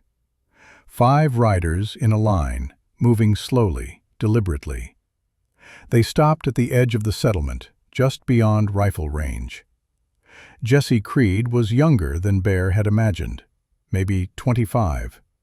Tall and lean, with his father's dark hair and that terrible scar down his cheek. He sat his horse with the confidence of a man who'd survived by being faster and meaner than everyone else. "Elijah McAllister," he called out. His voice carried clear and cold across the distance. "I've come for you." Bear stepped out onto the main path, rifle in hand but pointed down. Nady stood beside him.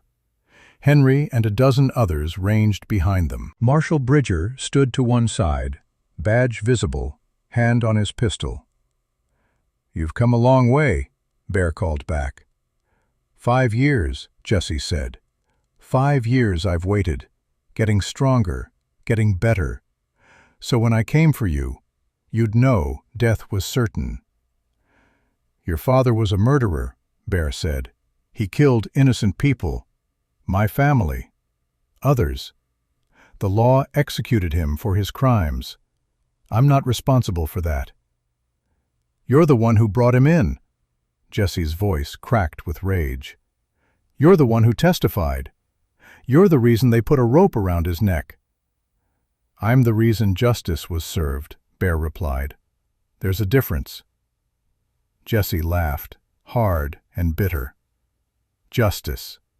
You hide behind that word, but you're no better than he was. You're a killer dressed up in righteousness. Then prove it, Marshal Bridger called out. Right away. Let it go. Show you're better than your father was. I am better than he was, Jesse said. I'm smarter, faster, and I don't leave witnesses. He gestured. His 4 men spread out, hands moving to weapons.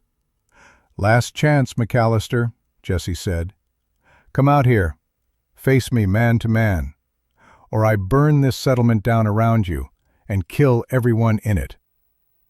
Like father, like son, Nady said quietly, loud enough for Jesse to hear. Still threatening women and children, still hiding behind others. Is that what passes for strength in the Creed family? Jesse's face twisted with fury. You're the Apache whore who got my father killed. I should have started with you. Try, Nady said. She'd knocked an arrow without anyone noticing. The bow came up smooth and sure. But you'll be dead before you finish that thought. Tension crackled like lightning.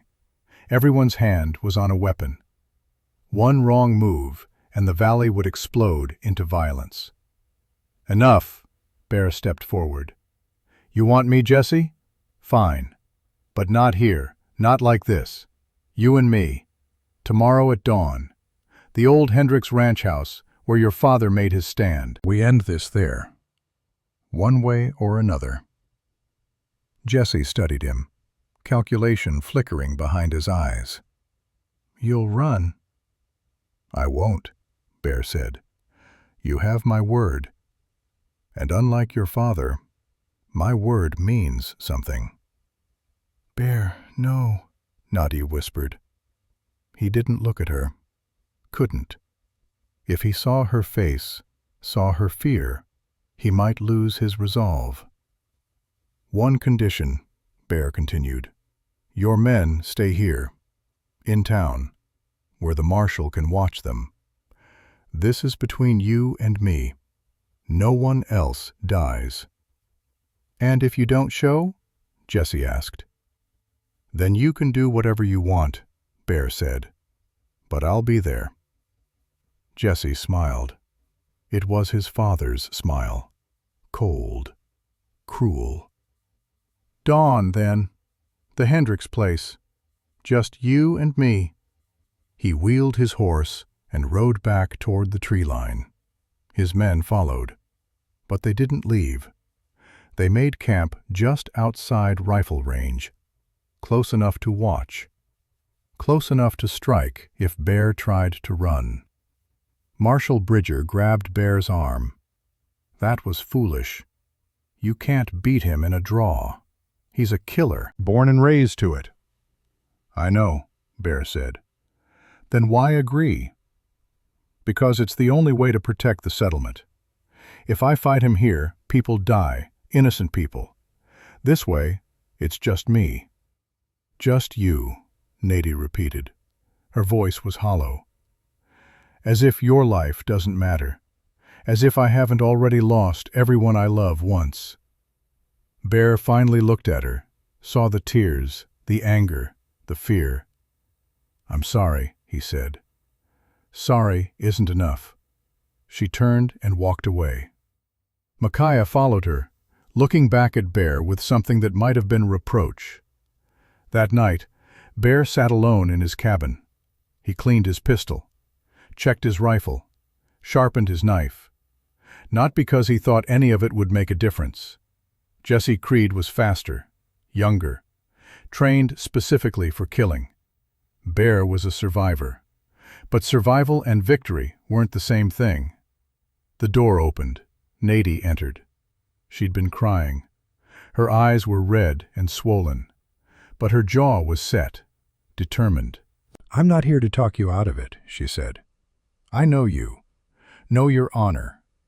You'll go to that ranch house at dawn because you gave your word. I have to, Bear said quietly. I know. She sat beside him. But you don't have to go alone. Nadia, we agreed. You agreed, she corrected. I didn't agree to anything. And before you argue, think. Really think. When have I ever let you face danger alone? Bear opened his mouth, closed it. She was right. In 5 years they'd faced everything together. Drought, disease, disputes with neighboring ranchers. Always together. This is different, he tried. No, she said. It's not. This is just another fight, and we fight together. He'll kill you. Maybe, Nadia said. Or maybe together we're stronger than he expects. Maybe that's what he doesn't understand. What his father never understood. That 2 people who trust each other, who fight for each other, are worth 10 men who fight alone. Bear looked at this woman who'd saved his life as surely as he'd once saved a wounded dog, who'd taught him that living and surviving weren't the same thing, who'd given him purpose when he'd thought he had none left. I love you, he said. I know, she replied. That's why you're going to let me do this. Because love isn't about protection. It's about partnership. They sat together through the night, not sleeping, just being, holding hands, remembering, planning, knowing that tomorrow might be their last dawn. As the first light touched the eastern mountains, they rose, armed themselves, walked outside to where Henry and Sarah and Father Patrick waited with the horses. We're coming with you, Henry said. No, Bear said firmly. This has to be me, has to be clean, or Jesse will use it as an excuse to attack the settlement anyway. Then Godspeed, Father Patrick said. He made the sign of the cross. And may justice be served. Bear and Nadia rode out as the sun broke over the horizon. Micaiah followed, limping but determined. The old war dog wouldn't be left behind. The Hendricks ranch house stood silent in the morning light. Jesse Creed was already there, standing in the yard, alone as agreed. His horse was tied to the fence. His hands hung loose at his sides. You came, he said. Didn't think you would. I gave my word, Bear said, dismounting. Nadia stayed on her horse, bow ready. Micaiah positioned himself between them and Jesse. And you brought your woman, Jesse sneered. Couldn't face me alone? I don't need to face anything alone anymore, Bear said. That's something your father never learned. That strength isn't about isolation. It's about connection. Connection, Jesse spat. My father was strong, feared, powerful. Your father was a coward, Bear said quietly, who murdered women and children, who stole and destroyed. That's not strength. That's weakness dressed up in violence. Jesse's hand moved toward his gun. Stopped. You gonna psychologize me to death, old man? Or are we gonna settle this? We're gonna settle it, Bear said. But first, I need you to understand something. I didn't kill your father because I hated him. I did it because someone had to. Because the world needed to be rid of men like him. Men who hurt others without remorse. Spare me the sermon. No, Bear said. You're gonna hear this. Your father killed my wife and 5-year-old son. I hunted him for years. When I finally caught him, I wanted to put a bullet in his head. Wanted it more than anything. Jesse was listening now, despite himself. But I didn't, Bear continued, because that would have made me just like him. So I let the law handle it. Let justice be served proper. And you know what? It was the right choice. Because it meant I could build something instead of just destroy. He gestured toward the valley, toward the settlement. I've got a life now, a wife, a community, purpose, things your father never had, and you'll never have if you keep walking his path. You think you can talk your way out of this? Jesse's voice wavered slightly. No, Bear said. I think you're going to draw on me, and one of us is going to die. Probably me. You're younger, faster. But before that happens, I wanted you to know that you don't have to. You can choose different. Choose better. The way you did? The way I did, Bear confirmed. For a long moment, Jesse just stood there. His hand hovered over his gun. His face worked through a dozen emotions: rage, grief, confusion.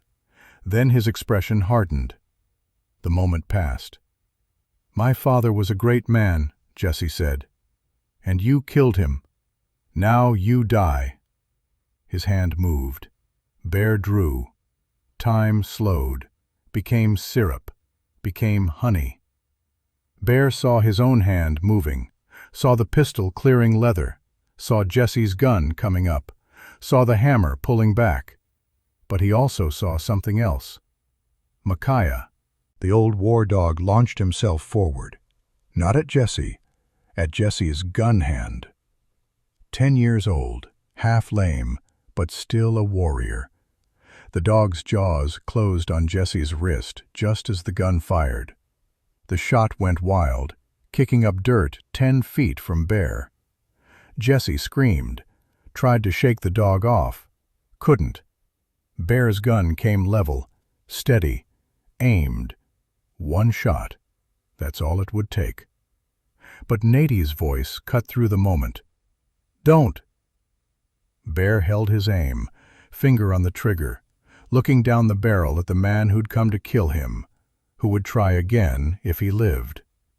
Don't become what you hate, Nady said.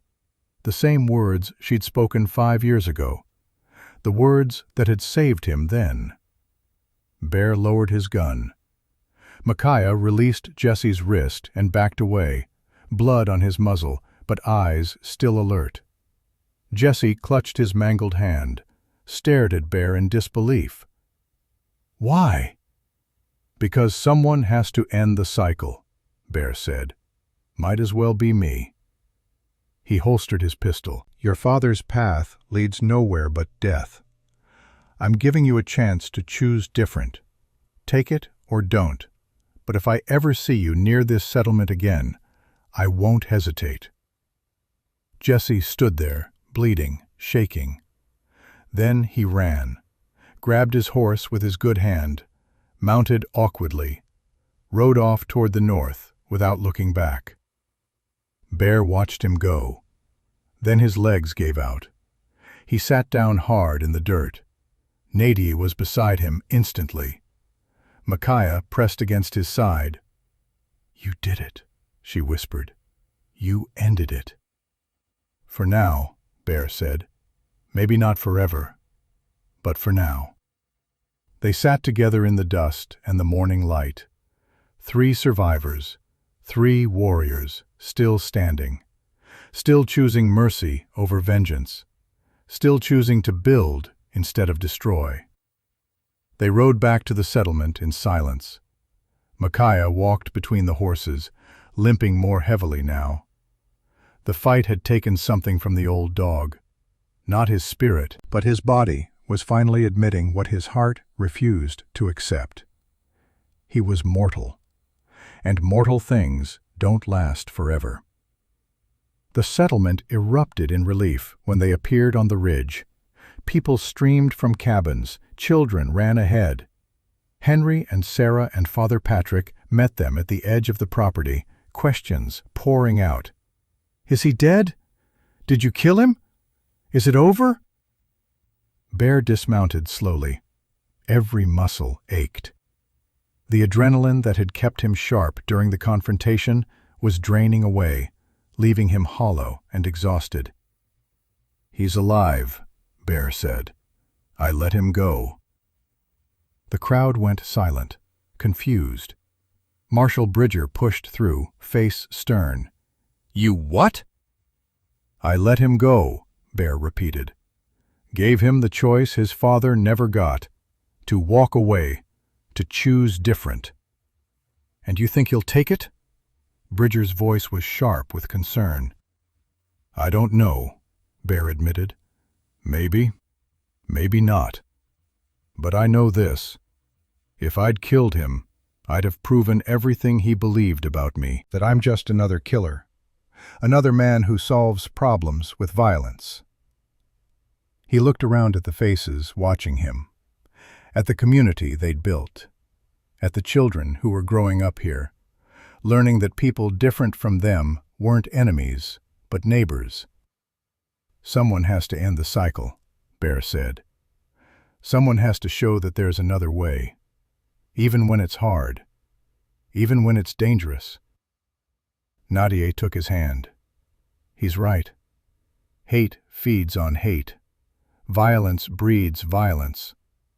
The only way to break that chain is to choose mercy when everything in you screams for revenge.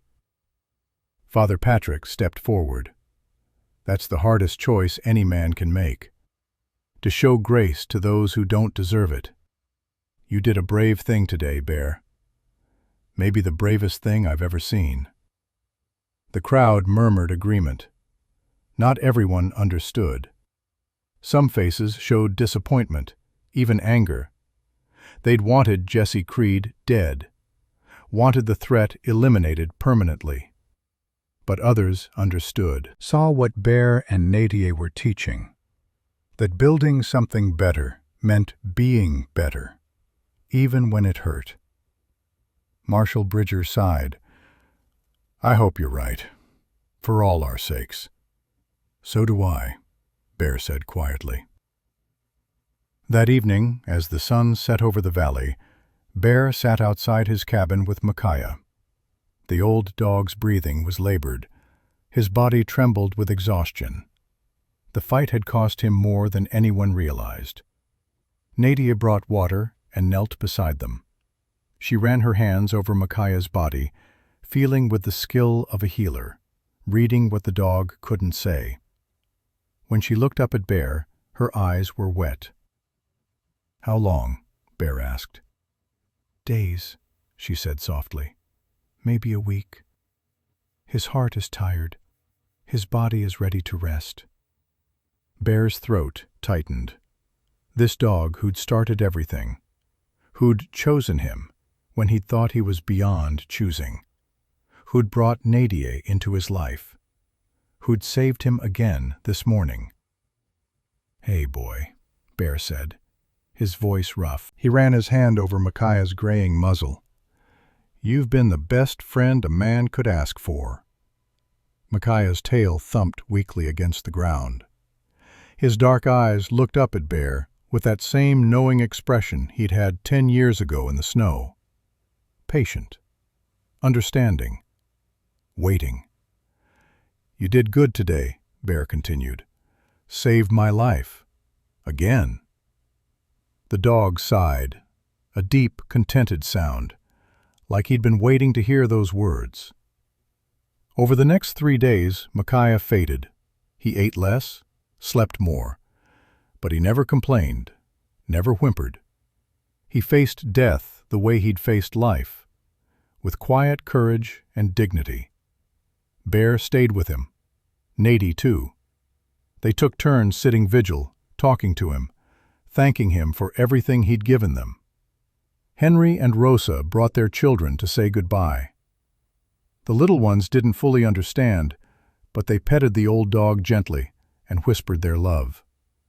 Sarah came with fresh cooked meat. Father Patrick blessed Micaiah and spoke of how animals were part of God's grace in the world. Jake Chen brought a beautiful silk cloth. From my homeland, he said, for honored warrior. On the 4th evening, as the sun painted the mountains gold and crimson, Micaiah lifted his head one last time, looked at Bear, then at Nadia. His tail moved once, twice. Then he rested his head on Bear's leg and closed his eyes. His breathing slowed, steadied, stopped. The valley went quiet. Even the birds seemed to understand that something sacred had just passed. Bear sat with his hand on Micaiah's side long after the dog was gone. Nadie wrapped her arms around him from behind. They didn't speak. There were no words big enough for this moment. They buried Micaiah the next morning under the old cottonwood tree at the center of the settlement. The same tree where Apache and white children played together, where couples got married, where the community gathered for celebrations. Father Patrick spoke words of blessing. Nadia sang an Apache song of farewell. The entire settlement stood witness. Bear lowered the silk-wrapped body into the earth himself, covered it with his own hands. When the grave was filled, he placed a large flat stone at the head. Henry had carved words into it: Micaiah warrior, guardian, bridge builder. He chose love over fear. He did more than that, Nadia said quietly. He taught us how to choose love over fear. The mourning period lasted a week, as was Apache custom. During that time, Bear was quieter than usual. Not sad, exactly, but contemplative, processing. On the 7th day, he woke before dawn and walked to Micaiah's grave. The stone was covered in small offerings, flowers, carved toys from children, ribbons, a testament to how many lives the dog had touched. Bear sat beside the grave as the sun rose. "I never thanked you properly," he said to the stone, to the memory, to whatever part of Micaiah's spirit might still be listening. "You gave me back my life, brought me Nadia, gave me purpose when I thought I had none left." A breeze moved through the cottonwood leaves, gentle, almost like an answer. "I'll honor what you taught me," Bear continued. "I'll keep building, keep choosing mercy over revenge, keep showing people that bridges are stronger than walls." He stood, touched the stone one last time. Then he walked back to his cabin, where Nadia was making coffee. She handed him a cup. They stood together on the porch, watching the settlement wake. Smoke rising from chimneys, children running to the schoolhouse, men heading to fields, women gathering water, life continuing the way it should. "I've been thinking," Nadia said. "About? About what comes next. For us. For this place." Bear looked at her. "And?" "We should expand the school," she said. "Bring in more teachers, teach more children, not just from here, but from other settlements. Show them what we've built, how it works." "You want to train teachers?" "I want to train bridge builders," Nadie corrected. "People who can go to other communities and show them that there's another way, that Apache and white settlers don't have to be enemies, that we're stronger together." Hope sparked bright in Bear's chest. Excitement. Purpose.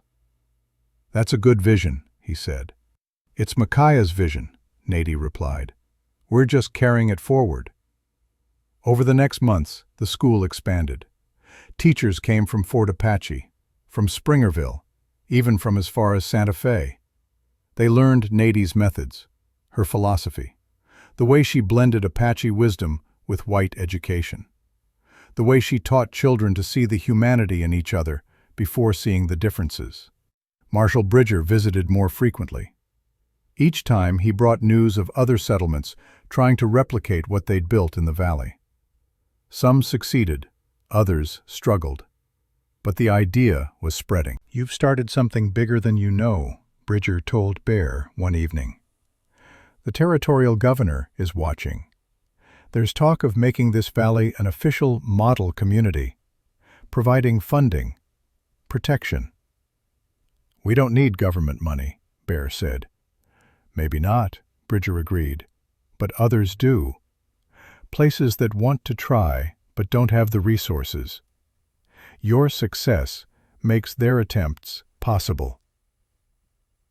In the spring of 1884, a year after Micaiah's death, something unexpected happened. A rider came from the north. Young, nervous. He asked for Elijah McAllister by name. Bear met him in the settlement square. The young man dismounted, extended a letter with shaking hands. "Sir," he said, "I was asked to deliver this, by Jesse Creed." Bear's blood went cold. He took the letter, opened it slowly, read. The handwriting was rough but clear. "McAllister, you were right. My father's path led nowhere but death. I've spent this year running from what you said, trying to prove you wrong. But everywhere I went, I saw the same thing. Violence breeding violence. Hate feeding hate. I'm done running. I've turned myself in to the marshal in Santa Fe. I'll answer for my crimes. All of them. I don't expect forgiveness, don't deserve it. But I wanted you to know. You gave me a choice I didn't think I had. It took me a year to take it, but I'm taking it now. Maybe that's worth something. Maybe that's how the cycle ends. Jesse Creed." Bear read the letter twice, 3 times. His vision blurred. He had to stop and wipe his eyes before he could finish. Nadia appeared at his side, drawn by something in his expression. She read over his shoulder, one hand gripping his arm tighter and tighter as she went. When she reached the end, she made a sound, half sob, half laugh. She pressed her face against Bear's shoulder, her body shaking. "He chose," she whispered. "Jesse chose different." "Yeah," Bear managed, his own voice rough. "He did." They stood like that for a long moment, holding each other, letting the magnitude of it sink in. The cycle was broken, not by violence, not by death, by choice, by mercy given and mercy accepted.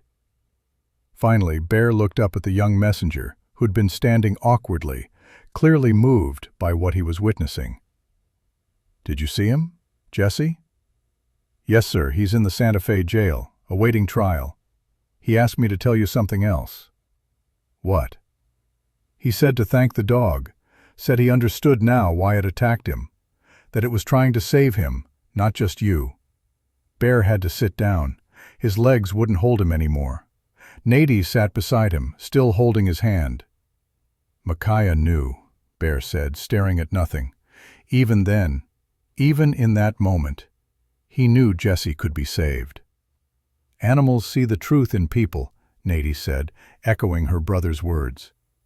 "Micaiah saw the boy Jesse could still become, not the man his father tried to make him." Bear folded the letter carefully, put it in his pocket, over his heart. "Tell Jesse," he said to the messenger, his voice stronger now, "that the dog would be proud, and so am I. Tell him—" He paused, choosing his words carefully. "Tell him that mercy isn't weakness. It's the hardest kind of strength. And he found it. That's worth everything." Bear's throat tightened. He folded the letter carefully, put it in his pocket. "Tell Jesse," he said slowly, "that the dog would be proud, and so am I." The messenger nodded, mounted up, rode away. Nady emerged from the schoolhouse. She'd been watching. "Good news?" Bear handed her the letter. She read it. Tears spilled down her cheeks. "Micaiah did it," she whispered. "Even after death, he's still saving people." "No," Bear said. "We did it, all of us, by choosing mercy, by showing there's another way." That evening, the settlement held a gathering, not a celebration, something quieter, a recognition, an acknowledgement that the work they were doing mattered, that lives were being changed, that the bridge they'd built between cultures was strong enough to hold. Father Patrick raised his cup. "To Micaiah," he said, "who taught us that the bravest warriors are the ones who fight for peace." "To Micaiah," the crowd echoed. Bear and Nadia stood at the edge of the gathering, hands linked, watching their community. Apache and white, old and young, all together, all building something better. "Do you think he's watching?" Nadia asked. "Wherever he is?"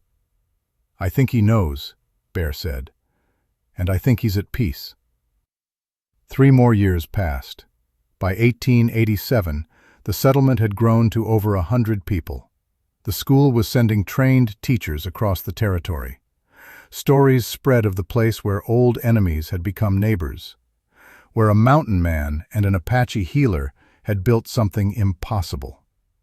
Marshal Bridger retired and moved to the settlement. Said he'd seen enough violence for one lifetime. Wanted to spend his remaining years somewhere people chose peace over war. Henry and Rosa had 4 children, all of them learning in Nadia's school. All of them growing up believing that bridges were normal, that cooperation was expected, that differences were something to learn from, not fear. Sarah opened a proper hotel, became the unofficial mayor of the settlement, though no one voted for her. They just recognized that she was the one who got things done. Jake Chen expanded his trading post. His children married both Apache and white settlers, created families that embodied everything the settlement stood for. Father Patrick grew frailer but never stopped serving. He'd perform an Apache ceremony in the morning and Catholic Mass in the evening, seeing no contradiction, just different expressions of the same divine grace. And Bear and Nadia, they grew older together, grayer, slower. But their love deepened with each passing year. They'd survived what should have broken them, had chosen to build instead of hide, had created something that would outlast them. One evening, 15 years after that first winter when Bear had found a wounded dog in the snow, he and Nadia sat on their porch. They were older now. Bear was 48, his beard fully gray, his hands gnarled from years of work. Nadia was 44, her hair threaded with silver, her face lined with laugh lines and wisdom. "Do you remember," Nadia said, "what you told me the day we met? About the dog choosing both of us?" "I do." "You were right. He did choose us. But not just to bring us together." "No?" "No," she said. "He chose us to show what was possible, that wounds can heal, that enemies can become family, that the bravest choice isn't violence, it's mercy."